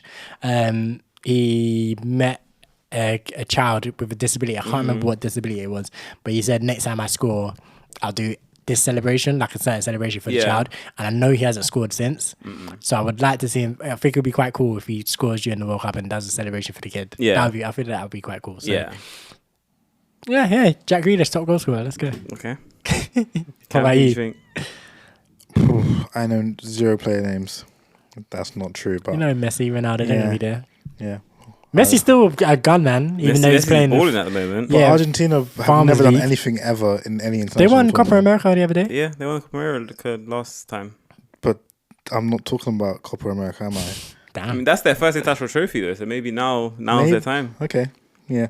Well, yeah, I'm talking about all the World Cups that I've ever seen Argentina They play. They do look nice. Yeah. sloppy as hell. Yeah. Because they always had like all attack and nothing else. Yeah. Just Higuain, Messi, Aguero. yeah, all of these, man. And then behind them, you got Javier, what's his name? Mascherano. Yeah. The Di Michele's, them lot. Yeah, them lot, just pants. Yeah, what are you saying, top goal scorer? Oh, yeah, sorry, you didn't say, did you? No, I didn't. Go on. I'm gonna say Lionel, Mr. Messi. Okay. I don't know, you know. I feel Harry Kane. I was gonna say, Harry. I feel like this won't be him. He doesn't turn up at tournaments very well. Mbappe. It could be Mbappe. Nah, Mbappe. It might be Mbappe. I saw you did it last time. He didn't get top goal scorer, but he did get quite a lot. I think Ronaldo might have got the last top goal scorer, but I don't know if Ronaldo's that guy anymore. Or Lukaku. I'm gonna go Lukaku. I was going to say, yeah, he's there. Lukaku's up there. He might turn up. And why not Golden Glove as well? He's getting clean sheets. I actually know 0 keepers. Not David De Gea since he's not He's gone not to there. Spain. He's not there. I feel like Pickford is in with a shout. Man like Jordan. I think England will go far. You know, it's annoying. So I feel like Pickford probably will. Looking at their group as well, I feel like they just shouldn't concede in that group. They shouldn't concede in their So group. I feel like Pickford's got a shout. I think England are jammy. That they'll probably get like 2-1s and 1-1s and all that sort of stuff to scrape through the group. I reckon Hugo Lloris, Manuel Neuer Germany might be solid nowadays. Yeah. David Raya is a good shot stopper as well. Yeah, I don't know if he'll be starting though. I think it'll be Unai Simon. He's also a good shot stopper. He's decent. I think Belgium are going to go far. So I reckon. Or even Mendy. Man, like. Yeah. Another Senegal going. I think Courtois is going to. I think Belgium are going to be quite a force. Yeah. All right. Cool. All right. So, yeah, those are predictions. Cam doesn't know any keepers. Nope. All right. So we did our earlier today. We all went through like the group stages and the round of 16 and everything. We picked out who we think is gonna top the groups and whatnot, and who's gonna go on to win the tournament ultimately. So let's quickly go through it. So group stages. Let's just start with Group A. Group A, you got Qatar, Ecuador, Senegal, Netherlands. Who are your top two, Bez? Netherlands, Senegal. In that order. First and second, yeah. Cam? Other way around. Senegal first. Yeah. Interesting. Okay. Same as Bez, Netherlands, Senegal. Group B. You got England, Iran, USA, Wales. I remember there was some controversy about people saying, "Oh, Iran shouldn't go. They should give take them out and give it to Ukraine." Not even going to get into that, but yeah, England, Iran, USA, Wales. I put England, USA top two in that order. England, Wales. Wales. I'm. Isn't Gareth Bale from Wales? Yeah, but he's like Bale's 60. Like Ryan Giggs is from Wales too, but I think he's in jail at the moment or something. But well, I trust that Welsh people grew up playing football more than the USA Dollies did. So they got what's the name? Captain now. America, man like Pulisic. He's the greatest player ever, apparently, according to one dude. He's got his shirt. Okay, well, I guess we'll see. He got ballers, but like I feel like I don't know that group's. I don't know if England will top that group. You know, I feel like England will be dodgy. If they don't, they don't deserve to win anything ever. Yeah, 100%. But I feel like that's why I feel like England will slip up against like Iran or something. They'll just get like a 1-1 versus Iran or something jammy like that. But none of these seem to be any kind of problem to England. No, They should be comfortable. England for should them, win man. the group 9 points. Yes. Win, clean sheets, like 4-0 every game or something. Absolutely. But I put England and USA as well. I'll put England USA because I think that's the more exciting option for me. Wales, obviously, yeah, they're in with a shout. I don't think Iran's doing anything in that group, unfortunately. Wales, I think they're in with a shout because USA probably aren't that good. But USA have some good players nowadays. I feel like they've like last few years they haven't been great, but I feel now they got a couple players who for teams they play quite well now. I don't know what they look like as a national team, but for their teams they're decent. I hear that. So yeah, we'll see how it shakes down. Right, so Group C: Argentina, Saudi Arabia, Mexico, and Poland. Where you got, Cam? Put Argentina, Poland. Same. Took the walk. I put Mexico in Poland spot, so Argentina, Mexico. That was one I wasn't sure. Mexico, not sure about them. Yeah, I'm like taking the walk to Poland, mate. I was like, traditionally, I would expect Mexico to be better than Poland, but right now, I'm not sure. I know Poland's got Lewandowski. Is he Polish? Yeah. So, I don't know if he's gonna be. Well, I'm sure he's been called up, but I don't know how good he's been doing for Barcelona. But so interesting. I mean, Mexico I can't imagine they got a better option. Mexico had the tournament king though, Ochoa, the goalkeeper. Yeah. Just every single tournament, he just turns into like the best goalkeeper ever. So. Yeah, he's got that passion. Yeah, got the passion. And no one knows what he does in the 4 years between tournaments. But then every time the World Cup comes around, man, he's like the guy doing it for the country. Yeah. Right. So Group D: France, Australia, Denmark, and Tunisia. So I've got France and Denmark. Same. Also same. Yeah, I was like, Australia traditionally aren't that great. Yeah, nah. And Tunisia, I'm not expecting much unfortunately, from them either. Denmark did good last tournament as well. France could just fully crash out. Like they have that in them, but they got good players. So they shouldn't. Again, that should be like a 9. Yeah, 9 points. I feel like Netherlands group is. I feel like that's tight. Ish. I feel like Argentina's group again, because I don't think Argentina are that great. Mexico, Poland, I feel like they could probably take some points there. But England and France should be 9 points. It probably won't, but they should be. Yeah, 100%. Right, so Group E: Spain, Costa Rica, Germany, and Japan. Bez, I've gone Germany and Japan. Oh, okay. Okay, you thought they got the Egoist, yeah? Yeah. What's that? Noah, whatever his name is. Noah. He's up there with Lionel Messi and Ronaldo. Oh, yeah. that kills you every time. Cause I'm like, why you're talking about real players and you got this random fake guy. People don't know what we're talking about. Never mind. Cam, what we got? Germany, Spain. So I went with the Spanish kids as well. I said Germany topping it. Spanish kids, they just have to. Just Spain is not accepting anything less. Like, even though it's children, they just I don't think they even qualify for the Euros though, did they? Like, I feel like Spain have been poor for a while. They have, yeah. So that's why I'm like, I feel like Japan have a couple players that they could do it. Have they not got any names anymore? Spain. Yeah. They got a couple. Jordi Alba, Busquets, Rodri. But the same man who back then, they're still the same man now. No, not Rodri, Pedri. Rodri, both of them. Oh, right, cool. Like Pau Torres and Ferran Torres and all these man, but yeah, no one like no Iniesta, Xavi. Yeah, no one at that level. PK retired the other day. No, so Fernando Torres. Torres. Or David Villa. Alvaro Morata somehow in the team. Days, and this guy, don't know how he's still even playing football. But yeah, Group F, we got Belgium, Canada, Morocco, and Croatia. So I went Belgium, Croatia. Yeah, same. I mean, that just makes sense. Yeah, I thought that's another one where only Croatia and Belgium should take points of each other, like easy one. And that should be it, yeah. Then we got Brazil, Group G, Brazil, Serbia, Switzerland, and Cameroon. So I went Brazil and the Swiss. This one, I was dilly-dallying on who to put second. My heart was saying Cameroon. I unfortunately, I don't believe it. Well, like the brain was like, nah, but my heart was really saying Cameroon. Serbia, I was like, possibly. I feel like just out of the three, Brazil definitely should top it. And then between the rest of them, I feel like it's just who wants it more. Could go anywhere. Yeah, it's just who has the passion. But I went Brazil, Switzerland. Granit Xhaka, he came off injured earlier in Arsenal. I think he had a bad tummy or something, so he came off early. So he's Swiss, so he might be missing. Don't know, depending on what his problem is. I remember he was balling out in the Euros, isn't it? Yeah, like because that was when Arsenal fans weren't liking him. Yeah, and he went to the Euros and just balled out. Yeah, and everyone was like, "Why did you do that?" Every for time Arsenal? he's in Switzerland, he's just balling out. Now he's brought it to Arsenal as well. And then but yeah, I put Brazil, Serbia as mine. Okay. I put Brazil, Cameroon. Oh, we've all gone different now. One with the heart. So far, I think our number ones have been the same. Yeah. Just some of the second ones are different, and that's the first one we really diverged. But it's going to get interesting as we go further in then. Yeah. Right, so Group H, Portugal, Ghana, Uruguay, and South Korea.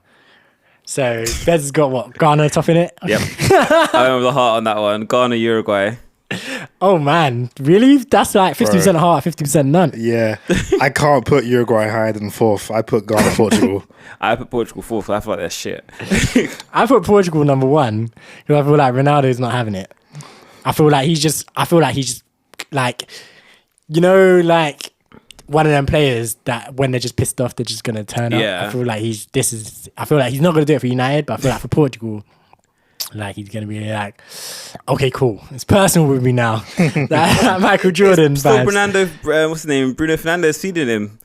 He can't, I don't know. It might start the same issues. Still same problem. But I get what you're saying though. Like he has that dog in him. He can turn. Just like just turn back the clock for what is it, 3 weeks? Yeah. And then go back to United and stink up the place again. But yeah, so I did Portugal, Ghana, and then Uruguay. I was like, there's no way I'm putting you.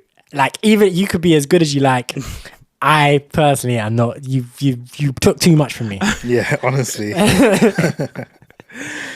Right, cool.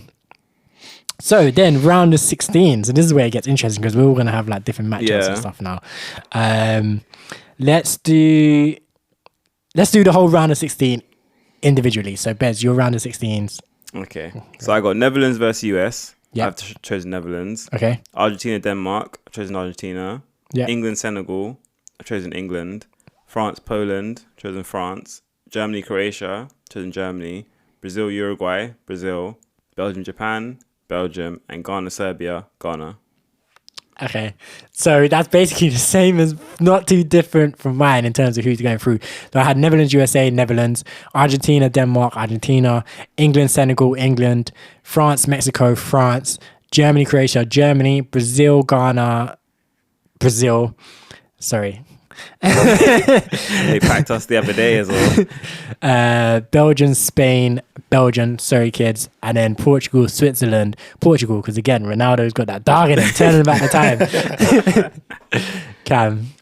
So I've got Senegal, Wales, Senegal, Argentina, Denmark, Argentina, England, Netherlands, England, France, Poland, France, Germany, Croatia, Germany, Brazil, Portugal, Brazil, Belgium, Spain, Belgium, and Ghana, Cameroon, Ghana.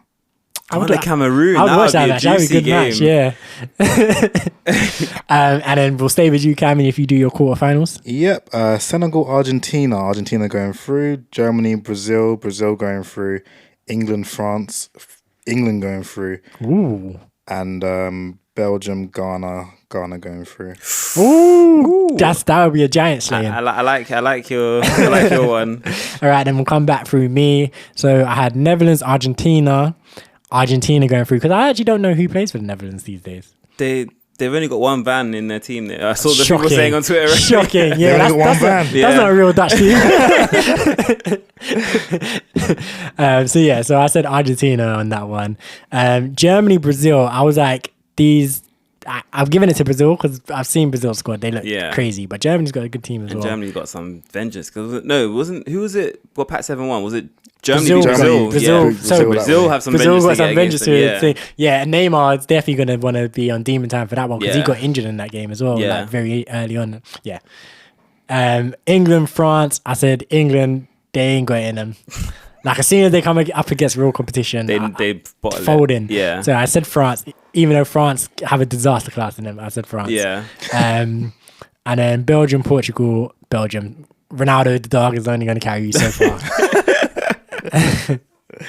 Bez. Yeah, I gone pretty much same as you, but Argentina, Netherlands, Argentina, Brazil, Germany, Brazil, France, England, France, Belgium, Ghana. Unfortunately, Belgium. Oh, see, Cam has more faith because your matchup was the same, right? Belgium, Ghana. Yeah, Belgium, Ghana. Yeah. Crazy. All right, cool, interesting. So semi-finals, Bez, you might as well go. So again. semi-finals, I've got Argentina, Brazil, and I've gone Brazil, and then France, Belgium. I've gone France. Literally exactly the same. So I don't know nothing to say. I've got the same first match, Argentina, Brazil. But my second match is England, Ghana, and I've gone Ghana. Raw, Ghana to win it. I would love that. I would love it as I well. would love that so much. Like that exact matchup in the semi-finals, and if Ghana packed them like 3-0, like a comfortable one. That would be. Oh, juicy. I would love that so much. I'll be walking the streets. With So my you two Ghana have flag. the same finals match, and you've gone with the same team, right? Yeah, so we both have Brazil and France, and I went with Brazil. Same, yeah. So I have Brazil and Ghana, and I've gone with Ghana.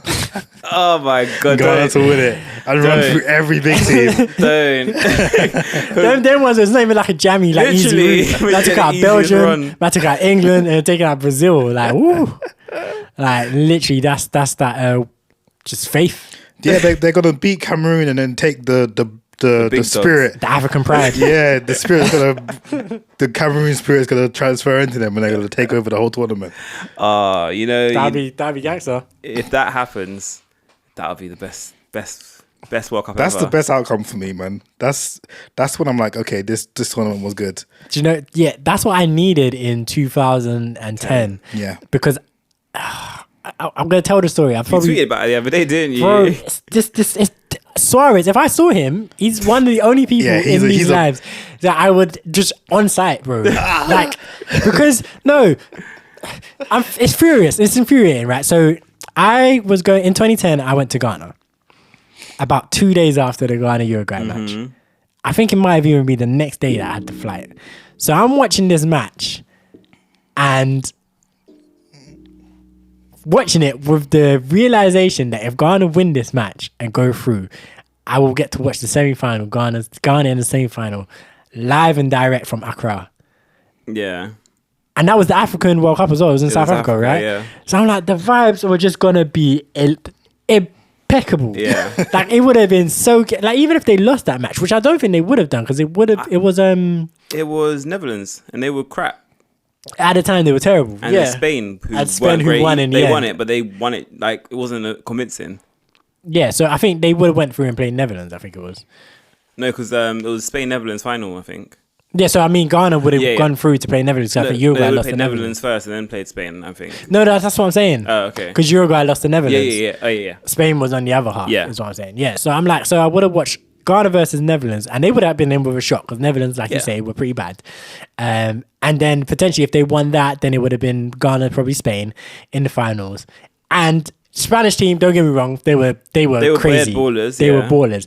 But the Ghana team was not a slouch. No. That Ghana team was very, very serious. So they would have been in with a shout. Plus, they would have had the whole of Africa behind them. If it was in South Africa, like I think the whole the world would have been behind, other than Spanish people. Yeah. Because it's just the underdog the story of it.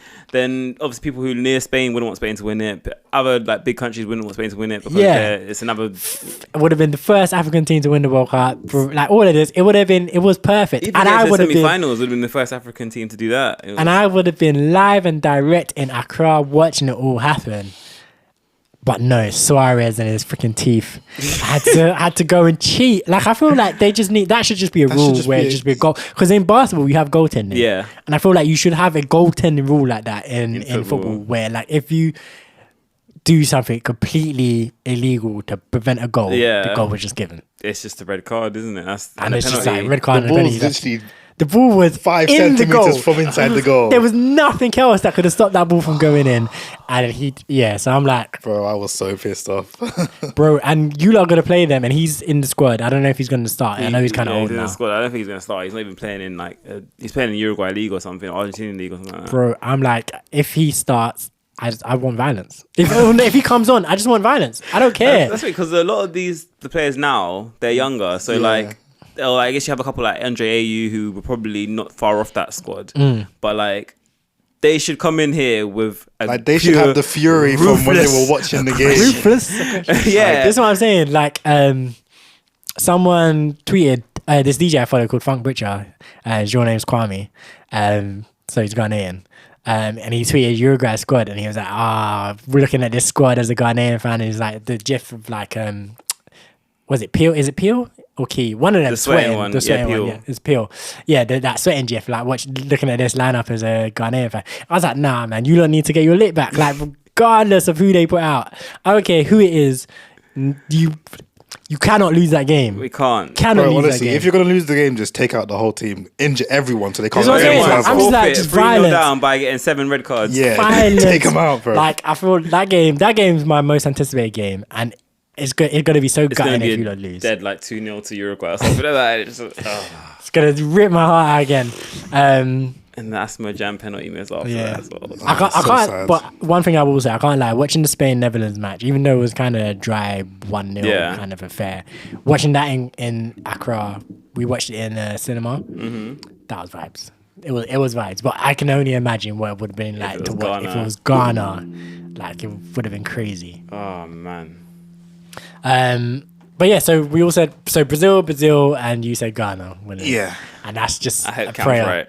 That's just a prayer. I mean, one of us has to be right because we've always been right on this podcast. No matter what we say, it comes true. Yeah, we've got a pretty good track record.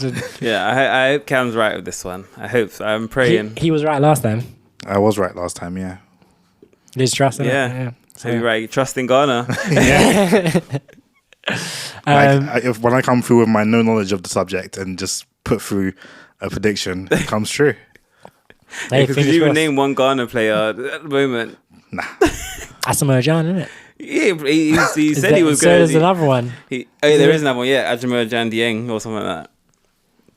So yeah, he's our new striker. Oh, man. But they got like a lot of like players who decided to opt in for Ghana. So like Inaki Williams, who plays for Sevilla or something. Oh no, Atletico Bilbao.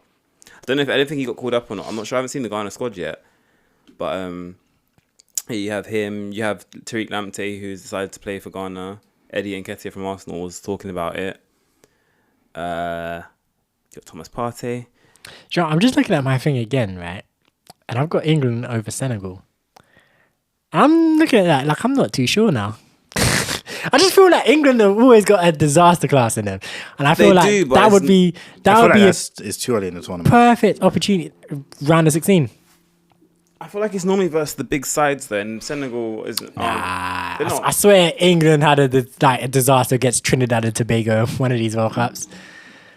Possibly. I remember that. I think that's group stages usually. Like knockout stages, they normally can scrape through them. And remember, Senegal, they're the champions of Africa. They haven't even got Mane's injured. Oh right, yeah. So it's techie with him. I don't know if he's actually playing or not. He got called up. I don't know if he's actually going to play. Oh, okay. So they won that game against Trinidad, but I remember it being techie for them.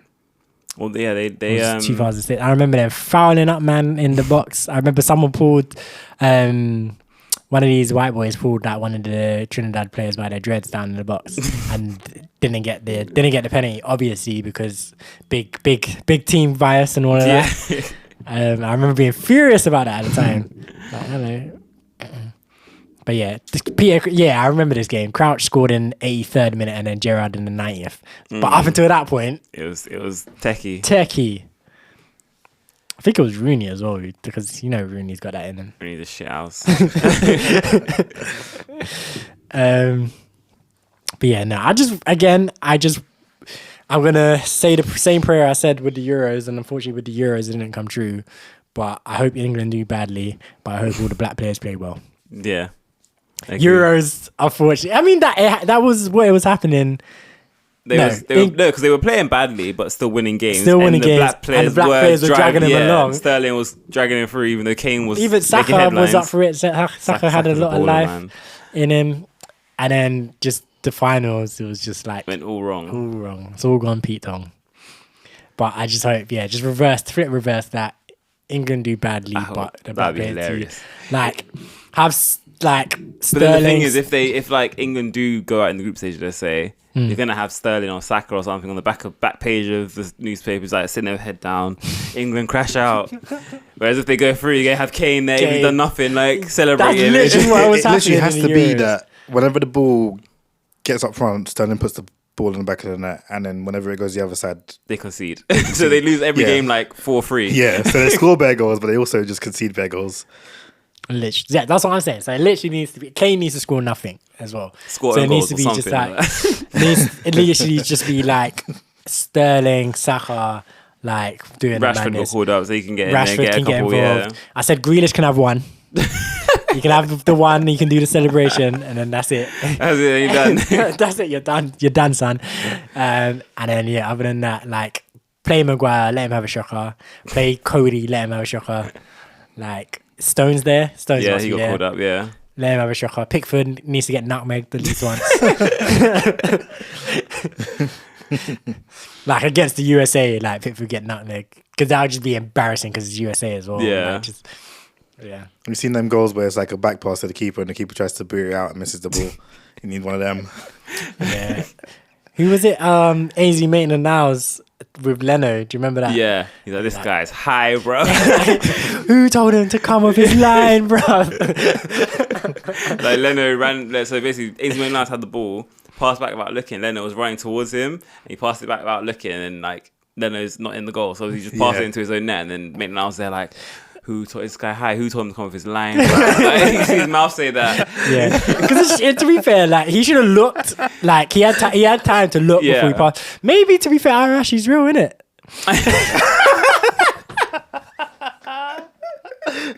Because hey, he ain't learned to turn the head. He ain't learned to turn the head. See what's around him.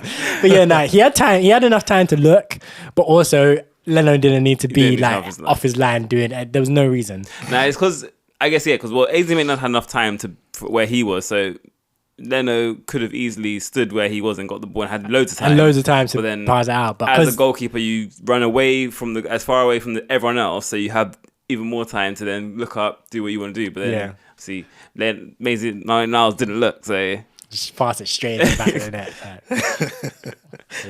Yeah, some of those, some Rob Green moments as well. Like, do you remember the World Cup? Which one was it? 2010 when he dropped it over the line. Oh my days! Versus Germany, or yeah, I forgot. Yeah, clammy. No, Germany was the goal when it hit the post, crossbar went behind the line, and then they did the no goal. That was Frank Lampard, didn't it? Lampard, yeah. And I think clear as day. I remember that. That was clear as day. I was like, blatant. It was a good like meter behind the goal. Like this. Nah, we need. I swear Joe Hart had one of them. I think it was in the league, probably for City or something, where like it was back pass and he just went to kick it. And, he's had a few. Yeah, I know. Just no tech. Like I know, I get you're a goalkeeper and everything, but you've been playing football your entire life. Come on. You got to be good enough to like pass the ball when it's coming right, rolling at you slowly. It's crazy. But yeah, now we need disaster class. We need Steven Gerrard slips. Like. I'm trying to think who Calvin Phillips. Calvin Phillips. Nah, it needs to be someone like who's a media darling. Yeah, Mason Mount. Someone like that would be the one. Like or Foden. Yeah, someone like that. He just they're still gassing him up, and then he just gets the ball and does something. Like just completely slip, give up a goal. I'd love to see it from Mason Mount. I hate that guy. I'd love to see it happen to him. Man, oh man. Yeah, so yeah, I'm interested in seeing this tournament. I think I've entered a couple sweepstakes, so I'm looking to see what I'll go on for that as well. Mm-hmm.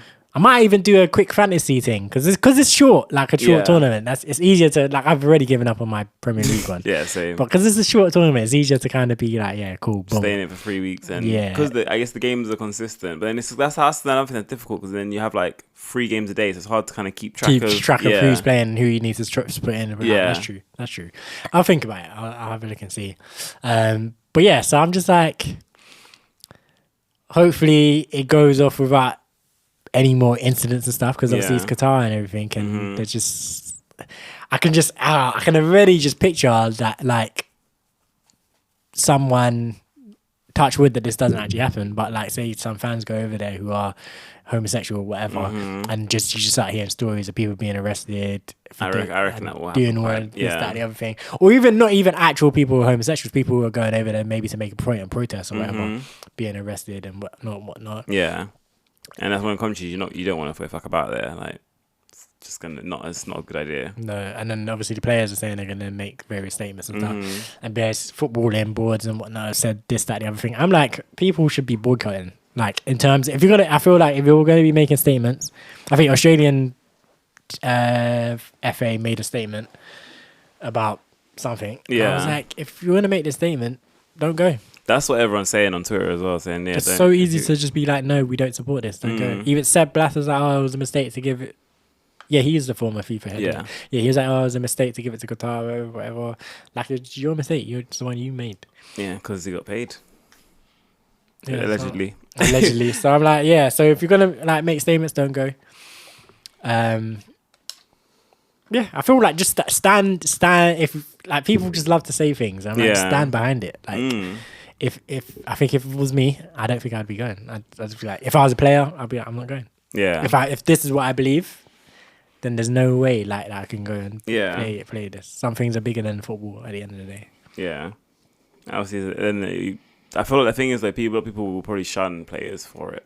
Okay, so that's the thing. If you believe in it, then it's fine. That's why I think players aren't doing that, because their countries playing for their countries is such a huge honor, and the fans of the country and all that. If you decide you get called up and he's like, I'm not going, just don't really want to. I don't feel like it's appropriate.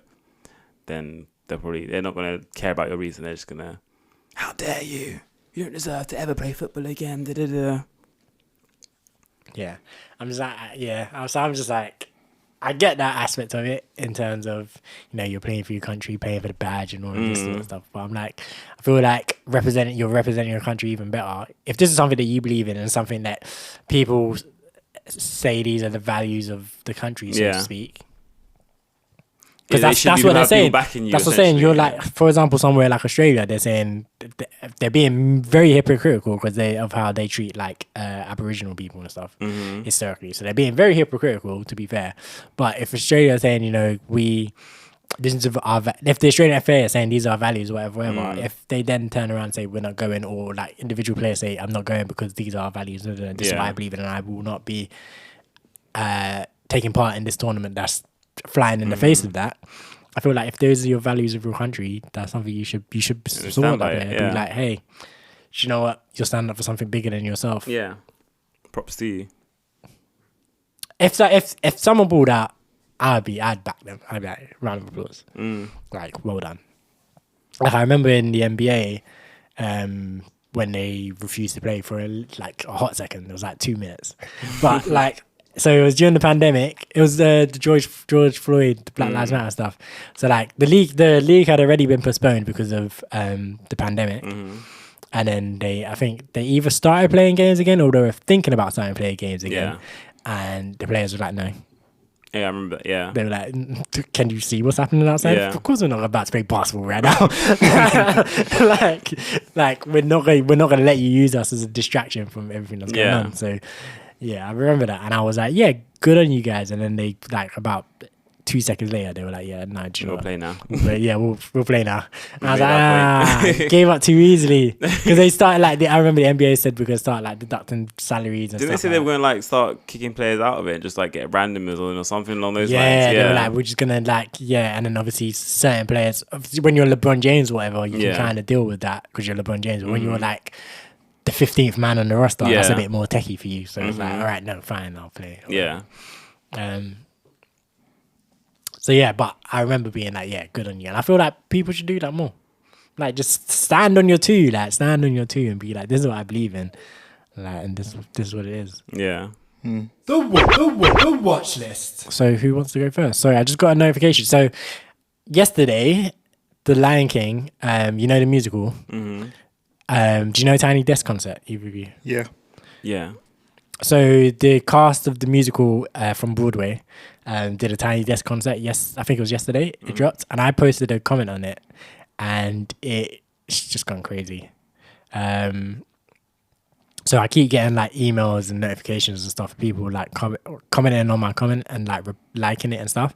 So I just got something. And I'm like, why is it going so crazy? Let me see how many. Yeah, it's on 1K likes at the moment. 23 replies, whatever. And I'm like, Did you say something? What did you say? I said I'm about 15 seconds in and this is already my favorite, something like that. But because I just saw the video early as well. Yeah. So it's just because I was just so, I think I saw it posted. I might have been the first comment, honestly. I don't remember seeing a comment when I posted it. But like, and then it's just taken off. And I'm like, okay, cool. Subscribe to me though. I'm like, I don't care if you like this comment, just subscribe to my channel, please. Thanks. But yeah, so that's what I'm watching. In fact, I definitely recommend everyone to watch that because I know Bez is a Lion King hater for some reason. But like, I've watched it like 4 or 5 times. It's literally like one of my favorite tiny guests right now because I'm like, yeah, it's just vibes, man. Yeah, I just opened it and your comments like the one comment that they showed to you. Yeah, so boy. So yeah, definitely recommending that. What else am I watching? I'm still watching Bleach. I've kind of just decided I'm going first, so here you go. I'm still watching Bleach. I'm not much further than I was last episode. Watching anime wise, still watching Blue Lock. We made references to that throughout this whole episode. Banger anime, definitely recommend. My Hero Academia is picking up. I'm getting into it a bit, I think now. Chainsaw Man, I'm still not sold on, honestly. How many episodes have you watched now? 3. And there's only 12, so I feel like it should be a bit slow. By now, it should be. Like I think there was the first kind of major fight in the third episode, the last episode I just watched, the third episode. And have you watched it? No, I've only seen the first episode still. I've seen 2. So yeah, in the third episode, there's an actual fight where he actually like goes into proper chainsaw mode and actually like go. Because I think in the first episode, it's just that at the end of the episode he transforms. And they don't really show much. He just kind of just goes crazy and. Yeah, and then the second episode he doesn't transform at all. And the third episode there's a fight. Oh, sorry. It doesn't really spoil it. No, I'm joking. Yeah. I'm joking. And in the third episode there's an actual fight where like you get to actually see him using his powers properly, whatever. Yeah. And it's kind of like CG, I don't kind like of not, kind of, and I'm just like, it's cool and all, but I'm kind of like, I don't know if I like the main character as a character. Like the poverty of it all is kind of hilarious. Like just how poor he is funny. Like you didn't care about him just wanting such boobs. That's jarring to me. Like I'm too grown. That's not like. That's something introduced in the second ep. Sorry. That's something introduced in the second episode. Yeah, like one of his only motivations in life. Now he says he's fulfilled his one dream, which was he got the bread, the jam on toast. Yeah, to be able to eat, scuff his face and drink drinks and stuff like that. So that was his one dream. He needed a new dream. His new dream is touching boobs. And I'm like, it's fair enough. And I'm like, okay. Like, is on one hand, I hear it. He's a kid. Mentally, at least. But on the other hand, me as a 28-year-old man watching this, I'm like, dog.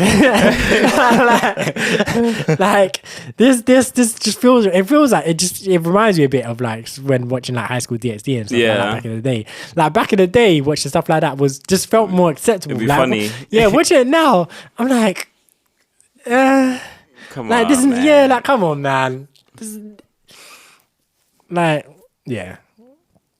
I can't explain it the way I want to explain it because I don't think I should be saying certain things on podcasts. So, but yeah. No, I get that because I have you.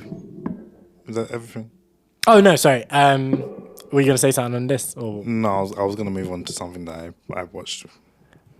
I mean, go on, and you can come back to me if it relates to what we're talking about. You might as well go on. Yeah, I mean, just in that I was watching an anime. Which I randomly found on Watch Cartoon. I can't remember, it's like Love something or other. I can't remember what it's called fully.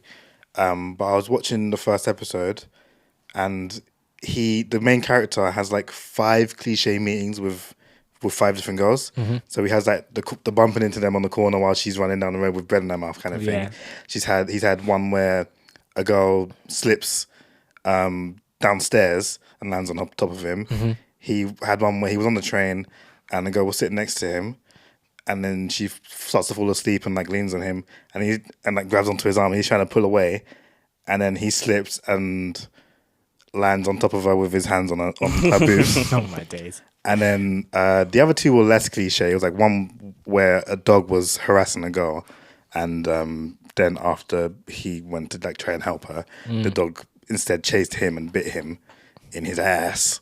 And then the other one, it's like a future thing where like robots clean up the streets. Yeah. And a robot somehow took a girl's bra off and was going away with it. Like, this is rubbish, I need to take it away, put it in the bin kind of thing.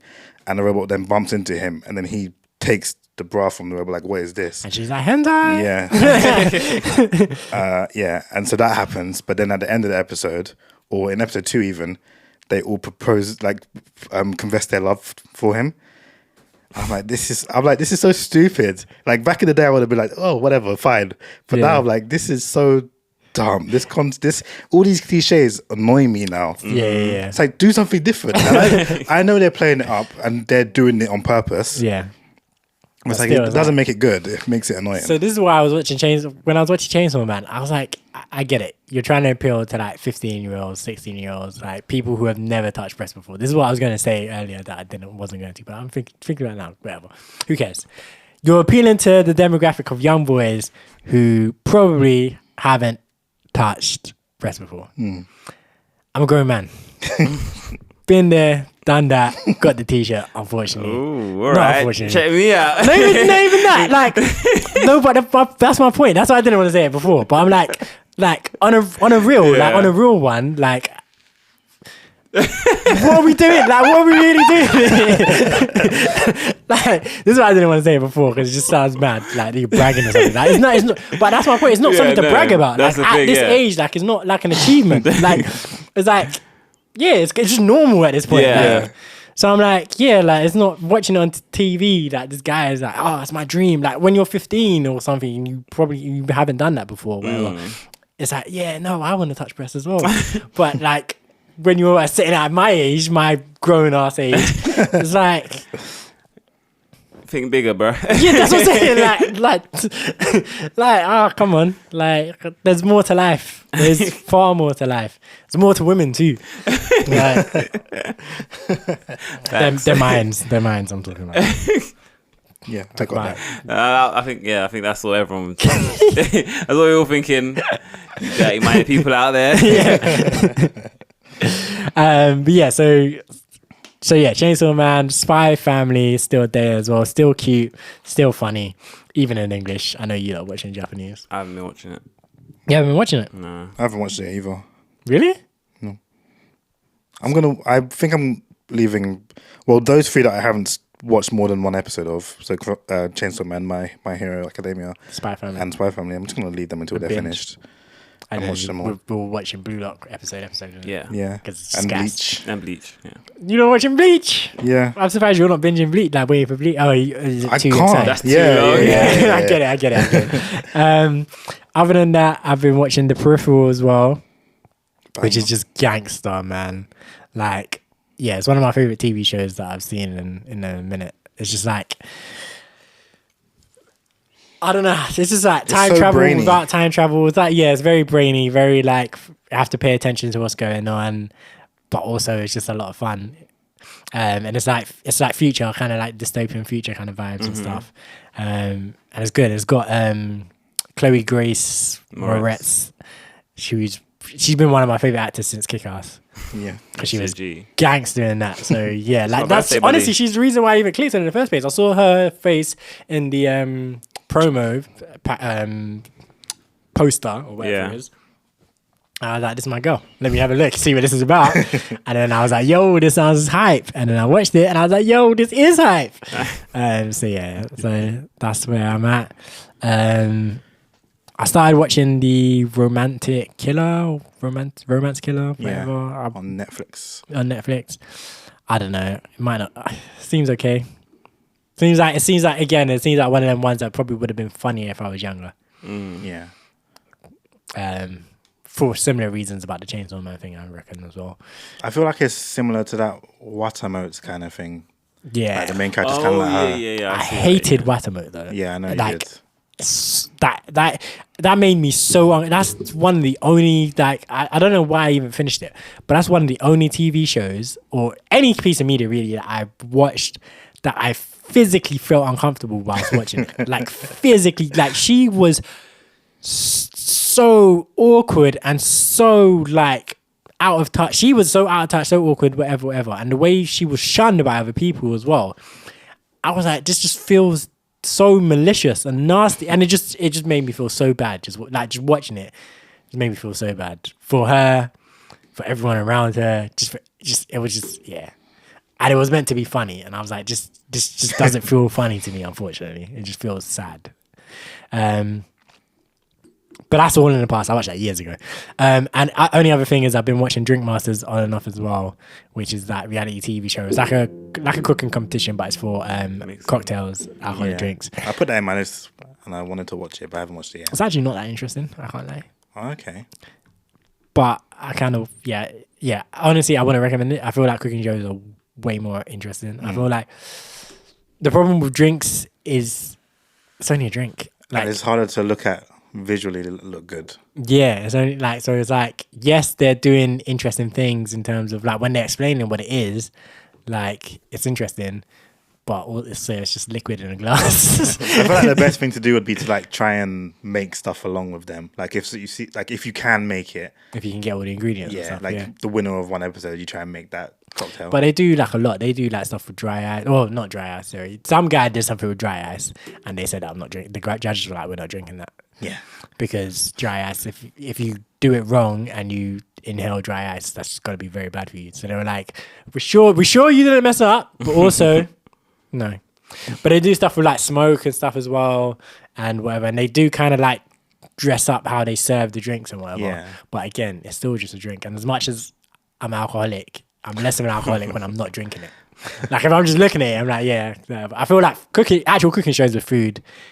Definitely better. Yeah. Like it intrigued me because it was about drinks. But now that I'm seeing it, I see why there hasn't really been like a show like this about drinks before. Yeah. I don't think it's that interesting. But yeah, that's me. Cool. So for me, I watched this show called Reboot on Disney Plus, which is a comedy and it's pretty funny, pretty good. I recommend it. I started watching another show called Killing Eve on BBC iPlayer, which is really good. I'm like 3 seasons deep now. Yeah, that was quite a big show a while back, I remember, but I never watched it. Yeah, and I also started watching the show Blockbuster on Netflix. Is that good? I don't like it. I feel like it's going to be one of them ones. Yeah. I started watching it because it reminds me of another show called Superstore. So I was like, let me see it. And I watched the first episode. And I started to watch the first episode and I wasn't really into it. But I was like, let me try and give it more of a chance. So I watched I think I've seen maybe two or three episodes now. But I don't really recommend it. It's not that great. I'm also watching The Peripherals, which, as Yel said, banger, real good show right now. And then I watched, and in terms of movies, I've watched 3 movies over the past 2 weeks. I watched Black Panther yesterday, which I said earlier. I watched Black Adam, which was probably like maybe 1 or 2 days after the last episode went out. And then I also watched One Piece Red, which I wish I hadn't. Why is that? Well, what would you give it out of 10? Out of 10? Yeah. Probably like a 2. Ooh-wee. As a person who hasn't seen much of One Piece, I've seen less than 100 episodes, so that's less than 10% of the show. It didn't have enough action, like proper fighting, for me to be intrigued. Like with Stampede. Stampede was good. It kept me interested because it was just constant fighting. Yeah. Which is fine. Even though I don't understand half of what's going on, it was constant fighting. Or who anyone is. Yeah, or whoever anyone is. It was fine.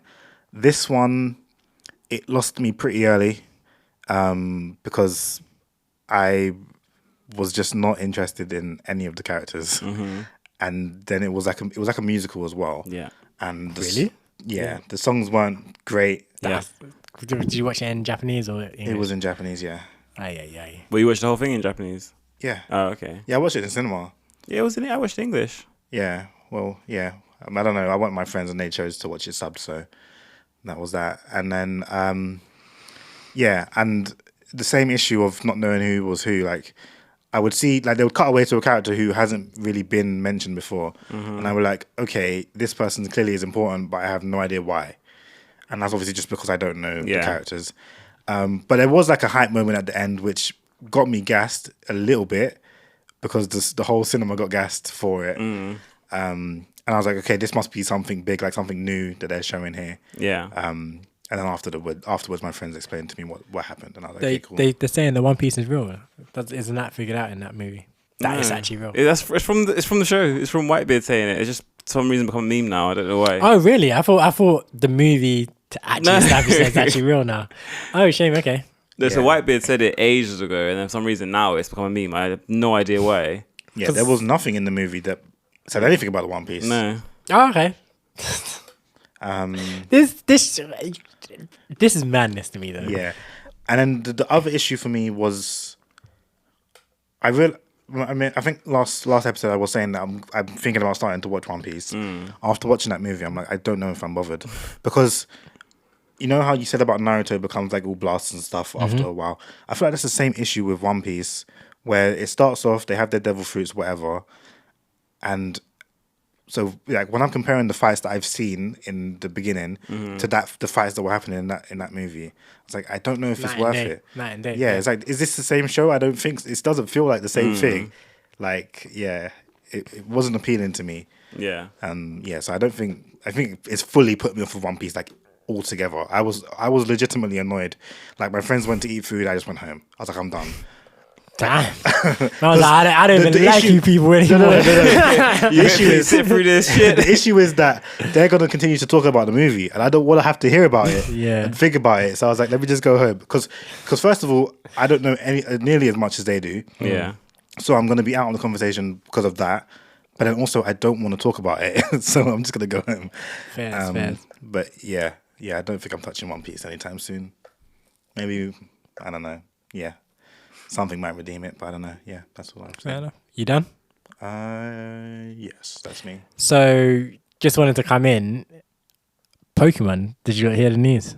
Ash won a tournament or something like that. Won a tournament. He won the tournament. He's finally the very best, like no one ever was. Wait, didn't he win the Pokemon League already? What tournament was this? So he won a bigger tournament than that. So yes, he has previously won the Pokemon League. Yeah, because that was the last big thing that I heard. That was like 2018. He won the Pokemon League of some region. So he usually places quite high. He doesn't usually win, but he won the Pokemon League in the last. I can't remember what the last series was called. Sun and Moon. I think it was Sun and Moon. Yeah. So. Yes, so like in like Johto, Hoenn, Sinnoh, whatever, he never wins it. He comes out top 4, top 8, this, that, the other thing. But now he's the world champion. So that's the league so he won the league, and then all the winners of the league go into wherever. So all the people from all the different regions were in this tournament. Yeah. And he won that. So he's finally a main character.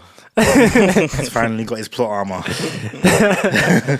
So he's finally the very best of them all. And like I saw like a little clip, and in the finals, and it's like a little clip of like Pikachu struggling. Yeah. And he almost fades out, and like in the fade out bit, it goes and it shows all of Ash's like Pokemon for all the different regions. So you see Charizard, you see why is Charizard the only one I can remember? You see his Charizard from the from Johto? Kanto, that's it. See Charizard and Bulbasaur and all of them kind of thing. There, Squirtle, Pidgeotto, all of them kind of thing. Yeah. You see his Chimchar from Sinnoh, and you see Lapras from wherever, and this, that, the other thing. Snorlax, like all of these Pokemon you see, just basically all of the Pokemon he's had from all the different regions, and they're all there, Apom, all of these kind of man cheering on Pikachu. Pikachu gets back up and the clip cuts off. So I was like, I need to watch this episode because it looks gas. And like even just to see that moment, because I'm just like, man, Ash, Took you 20 plus however many years, but you finally the guy. It didn't take him 20 plus years. It took him less than a year. He's not even 11 yet.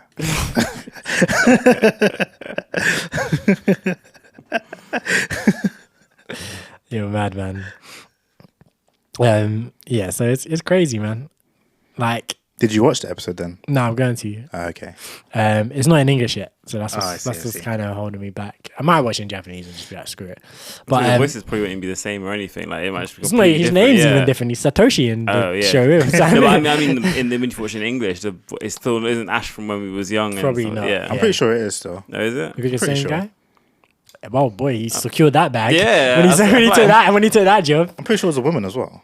Well, Yeah, whoever it yeah. is, it's like when they took that, I'm sure they weren't thinking they were going to be doing the same character 25 years later. I feel like Brock changed from when we were still watching it. Like he changed quite quickly. I feel like. Really? I thought it was the same. Or at least from Kanto to Sinnoh, I thought it was the same. I don't know, but yeah, big news. Even BBC was talking about it because that's how big it is. But this is what Pokemon should have been doing rather than that stupid making Pikachu talk nonsense. That was a movie though. I don't care. It was blasphemous, disgusting. But yeah, I just wanted to interject that. Bez, you can take us away. So I also watched One Piece Red, and yeah, Cam, I agree with pretty much everything you said. Except I obviously have watched the show, so Loved it. no, I didn't like the movie at all. Oh really? I gave it a 7 because the fights were quite hype still, but then they weren't. There wasn't enough of them, and then the singing just had me. That I was like, I can't bother with this. There was so much of it. I think it was in Japanese. The singing, obviously in the English one, it was still Japanese singing. It was just like, I was like, can't be asked for this at all. Like after the fights, I was still like, the fights were good, but they were still a bit like left me wanting more, or like it wasn't. I was like, I don't feel like it showed me what I wanted to see. But obviously, that the hype moment at the end, I was proper like, I sat up out my seat like, that bit was actually very sick. That bit was very, very sick. So that gave me a bit of hype that I wanted, but yeah, it wasn't good. It wasn't very good. Yeah. I finished watching Jungle, which the second half of that I didn't really like, so a bit disappointing. The first half was really good. The second half was a bit. I watched Raising Kanan season 2, I think it was. Which is, yeah, good show. Good show. I watched Bullet Train yesterday, which was actually very sick. I really enjoyed that. Yeah. You enjoyed it? Yeah, I really liked that. Really good film. I enjoyed it as well. I think it was quite enjoyable, but just from reading the book and watching the movie, like it was night and day. I know you said you were gonna read the book. You ain't got around to it yet, have you? No, I haven't. No. You definitely should. Nah, I thought it was good because just like it was one of the ones where you just don't know where it's going. Yeah. And I feel that's always a good movie because you can't predict what's gonna happen. But that was the book, and I feel like it was more so in the book. Like for example, in the movie, like Brad Pitt's character is the main character. Yeah. Right? In the book, you don't know who's the main character okay. because of I guess it's harder to do in cinema, but because of how the book is written, like you're just kind of going back and forth between all the different characters quite equally. Yeah. So there's no real way to know, and part of the whole thing of the story is like who's going to survive this. So any of these people could be the one that survives. It could have been the prince. It was never going to be Prince. Prince was way too dastardly. But like Diesel. just from where it was written though, it was like any character could be the one that we're focused on in here. It's only until much later down the line where you're like, okay, this guy, he's the guy that's definitely going to survive because he's giving me good vibes now. Yeah. But like at first, there's no real way of knowing. The prince was a boy in the. Oh, was it? That's why he's the prince. I thought there was like something similar with the movie. Like just my dad wanted me to be a boy, so he called me Prince. No. Also, the prince had nothing to do with that villain. Doesn't exist in the book. Oh, okay. And the prince had nothing to do with. Have you finished the book? Yeah, I finished the book. So why do they all get called together in the book then? Actually, Cam's gonna read this. I won't. I don't mind. Say. I think I told you, right? So you see, Probably did, but I can't remember. So you see in this guy, I can't remember his name, White Death, right? You see, to become the White Death and be known as White Death, he kills a guy named Benegishi, right? Yeah. That was the villain in the book. Right. So I was like, so when that happened in the movie, I was like, it wasn't necessarily unnecessary. He was just a different character. Yeah. So they referenced the character that people who read the book would know, but then killed him off to say, our villain is going to be someone different. It's going to be and it's going to be for a different reason. Everything is different. So in the book, they came together. It was a kind of similar reason, but yeah, it was just different. It was different. It was that different vibes. But yeah, the villain was different. The villain had different motives.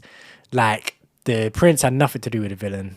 I think the prince was the main villain in the book. Honestly, I feel like she was the main villain in the show, in the movie as well. Yeah, she was the biggest problem. Yeah, like throughout the whole movie, she was the biggest problem. Yeah, White Death was the overarching villain, but I feel like she was the main villain sort of thing.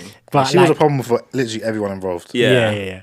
In the but I was saying to Cam, in the book, like way worse. Way worse. And I was like, I don't think that some of the things that that character does in the book, I feel like they can't portray a child character doing that in the movie without probably doing an 18 rating. And I'm like, they just probably didn't want to do like an 18 rating. Like, yeah, you don't want to make it 18. You want to make it a 15 at stretch, sure. Yeah. But yeah, definitely not 18. But yeah, in the book, like some of the stuff that I'm like, yo. Okay. Was the book funny or was it? The book was funny. The book was very enjoyable to read. It was like, it was a mystery because you're like, why? What is happening? Why is all this happening? Why are they all there? Who's going to survive? So it's got a mystery in that aspect. It was so funny because Brad Pitt's character was still in the same vibes, trying to be like, this is not my day today, is it? Like them kind of vibes. Unlucky guy. Just unlucky guy, whatever. Like he was fully on that vibes. And trying to kill people, but they die anyways. Lady Bird. Yeah, and then Lemon and Tangerine with their like back and forth talking about Thomas, Tank Engine and stuff. The twins. Were they talking about Thomas the Tank Engine in the book? Yeah. I was glad that I was nervous that they were going to change that because I was like, I don't know how this is going to sound like out loud. Yeah, that's what I'm saying. Yeah. And I was like, that's how I was like. Were they actually twins in the book or are they similar sort of vibe? No, same thing. They actually looked alike though. Okay. So in this, they kind of just whatever. I thought it was hilarious. But like in the book, they actually look like siblings, except they're not. Okay. So they were like, we're going to keep everyone's names, but we're going to just give it a little twist. Yeah. In the movie. Yeah. I liked it. I liked their interpretation. I found it funny that they had so much happen off the train afterwards. And I was like, in the book, nothing happens. Like the entire thing's on the train, essentially. And it was just so many, like you see like people come popping back to life or not popping back to life. Just was never dead in the first place. I guess. Obviously, none of that happens in the book. You're dead. Okay. But yeah, the book was like so funny, mysterious, enough action and excitement. I really enjoyed the book. Probably my favorite book I've read this year. Okay. I've read a few this year. So. Interesting. And then I think that's it. I can't think of anything else I watched. I watched Dragon Ball Super still. I actually forgot to mention I've been watching that too. Oh God. Yeah, and I'm going to stop. So I've watched up to the end of the first tournament, and obviously the next arc is just the one. And before that though, there's like a good 5 That's nothing episodes. Now. Yeah. I'm like, I don't want to watch Goku's power is not working properly. I don't want to watch him. Like I watched the episode where I warned you. he wants to fight Monaka or whatever. Yeah. And then Beerus gets in costume to fight him. And I was like, this is so stupid. Come on, you know. And I was like, the tournament doesn't make any sense because both Goku and Vegeta could have won their fight so much quicker if they just went Super Saiyan Blue. Well, Goku at least. Vegeta did go Super Saiyan Blue. Goku could have just gone Super Saiyan Blue from the beginning and beat everyone easily, but he decided to play around. Like Hit would have been the only problem. Everyone else would have been easy. Or maybe he's got to save his energy because it takes too much out of him. He did say that, but I don't care. I feel like he wins in one punch. Yeah, exactly. He should really. If it's Super Saiyan God. Super Saiyan, then honestly, what he should do is just fly up to them, instant transmission them, and just put them on the floor, and that's it. That's the one tournament right there. But obviously, he wants to fight. How you ring out? Yeah, he wants to fight. So I get it, but also it annoys me that they don't go to their full strength. Yeah, like in the beginning. It's a bit stupid because they should, but. And then Gohan's excuse for not fighting. I've got work and I've got to put college papers and my daughter and all these things. if I was Goku and that's my son, being who Goku is, I'm like, bro, what did I do? Where did I go wrong? Goku doesn't claim him, bro. That's Chi-Chi's son. Piccolo's Chi-Chi son. and Piccolo's son. Goku had nothing to do with that. Yeah, and it would have been sick if they let Goten fight as well. Not Goten, Gotenks fight. Obviously, they have the 30-minute Yeah. power on their thing. And then also, when they fought Frieza, they came through for a second and then instantly defused. Mm-hmm. Like, what the hell? I remember that happening and people were complaining on Twitter at the time. It's like, what, did they fuse 20 minutes away and then fly up? Why? Yeah, but yeah. Dragon Ball Super's bad, man. I want to see the full tournament. Yeah. I'm glad people have started to recognize. I've watched since I finished Dragon Ball Super, I've watched various YouTube videos on Dragon Ball as a whole, like the franchise. And people are starting to put Dragon Ball Super and Dragon Ball GT together. Like, in terms of, we don't talk about that. Like, if we want to have a serious conversation about Dragon Ball, it ends with Z. Yeah. Because we don't talk about, it ends with Z, and we'll talk about, the movies, because the movies are, people talk about Broly, and I've seen people talking about the Gohan one as well, quite positively. Even Battle of the Gods and the Frieza one, people will talk about those quite positively, but the show itself, we don't talk about it. Yeah. I understand it, because Dragon Ball and Dragon Ball Z are very, very good. Yeah. Whereas Super is just okay. I'm very tempted to skip the if you're being generous. It's okay. Barely scratches the itch, man. Very barely. I'm tempted to skip the Zamasu arc, but there's one bit that I'm just I want to see it for. I want to watch it because I'm not going to say it because Cam has to see it when he's watching. You've seen it, the Trunks sword bit. No. This man is not black. Yeah. Don't shoot. This man is not black. One of the best. My Trunks is literally my favorite character. One of probably the because Trunks back in the day, when he comes from the future is sick. I enjoy him a lot. So I'd like to watch it and see what he can do and see his whole future story and whatnot. But it's also so long. It's already there's 30 episodes and I'm I don't want to get into it. Is it black? I'd rather watch Goku use Ultra Instinct for the first time. True. Because I haven't seen that yet. But yes, you can skip all the fillers and stuff and just watch. Because are you watching iPlayer? Yeah. Have they all aired now, or they're still airing? Yes. I don't actually know. Well, no. The only episodes that are out is for the Trunks and Zamasu arc. Okay.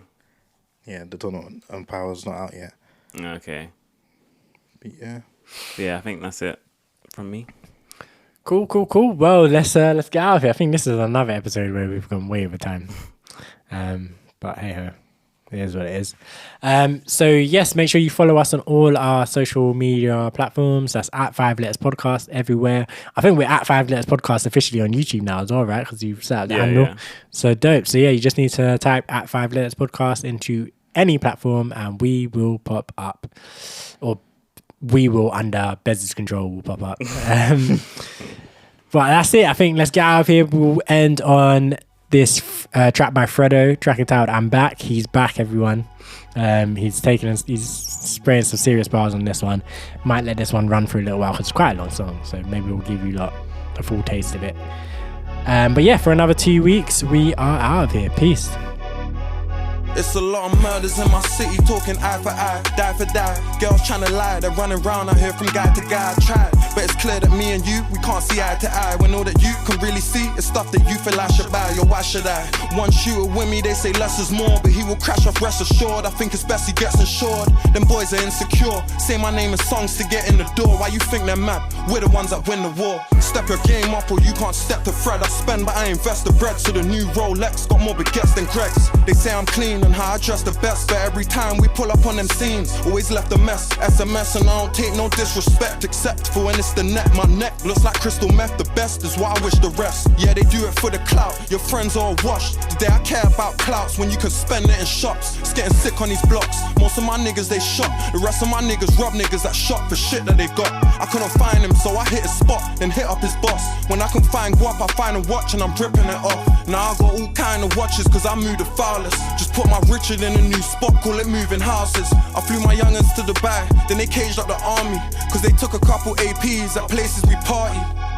phone the phone, don't ask me, cause I don't work the order. Before rap, you didn't trap his cap, you weren't a baller. They think they're dripping, but their jewelers really turned a corner. Niggas come around me, and they realize they bought dirty water. Got my mama's spot, but I want posts in the house. What's all this posting about? Most rappers buy their people's shit so they can post it for clout. We had rock scared to go home like there's ghosts in this house. Set up shop here, we're closing it down. Never heard a song where they're telling the truth. All that lying them boys do should put some beds in the booth. These days the neakiest drillers can be online speaking on killers and on creeping on dingers. And how you speaking on dinners? A lot of niggas speak, but when I speak, the streets know it's realer. Chocolate girl in my passenger seat, but the seats are vanilla. 25,000 a week, that's just a sleep in a villa. If it ain't about peas, you can't even see or speak to a nigga like me. Businessman, invested in kick game and watched it expand. I set up shops, I set up spots, I'm not just in a gang. Real nigga, so anytime one of my real niggas land, I'm trying to help him out with his bag, like he's my nigga's grand.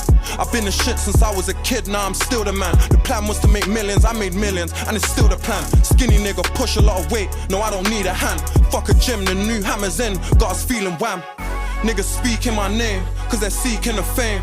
But they ain't none shit, we ain't feeling the same. But I bet we leave one sleeping again. You spent a key on your chain, I spent like 3, so we ain't the same.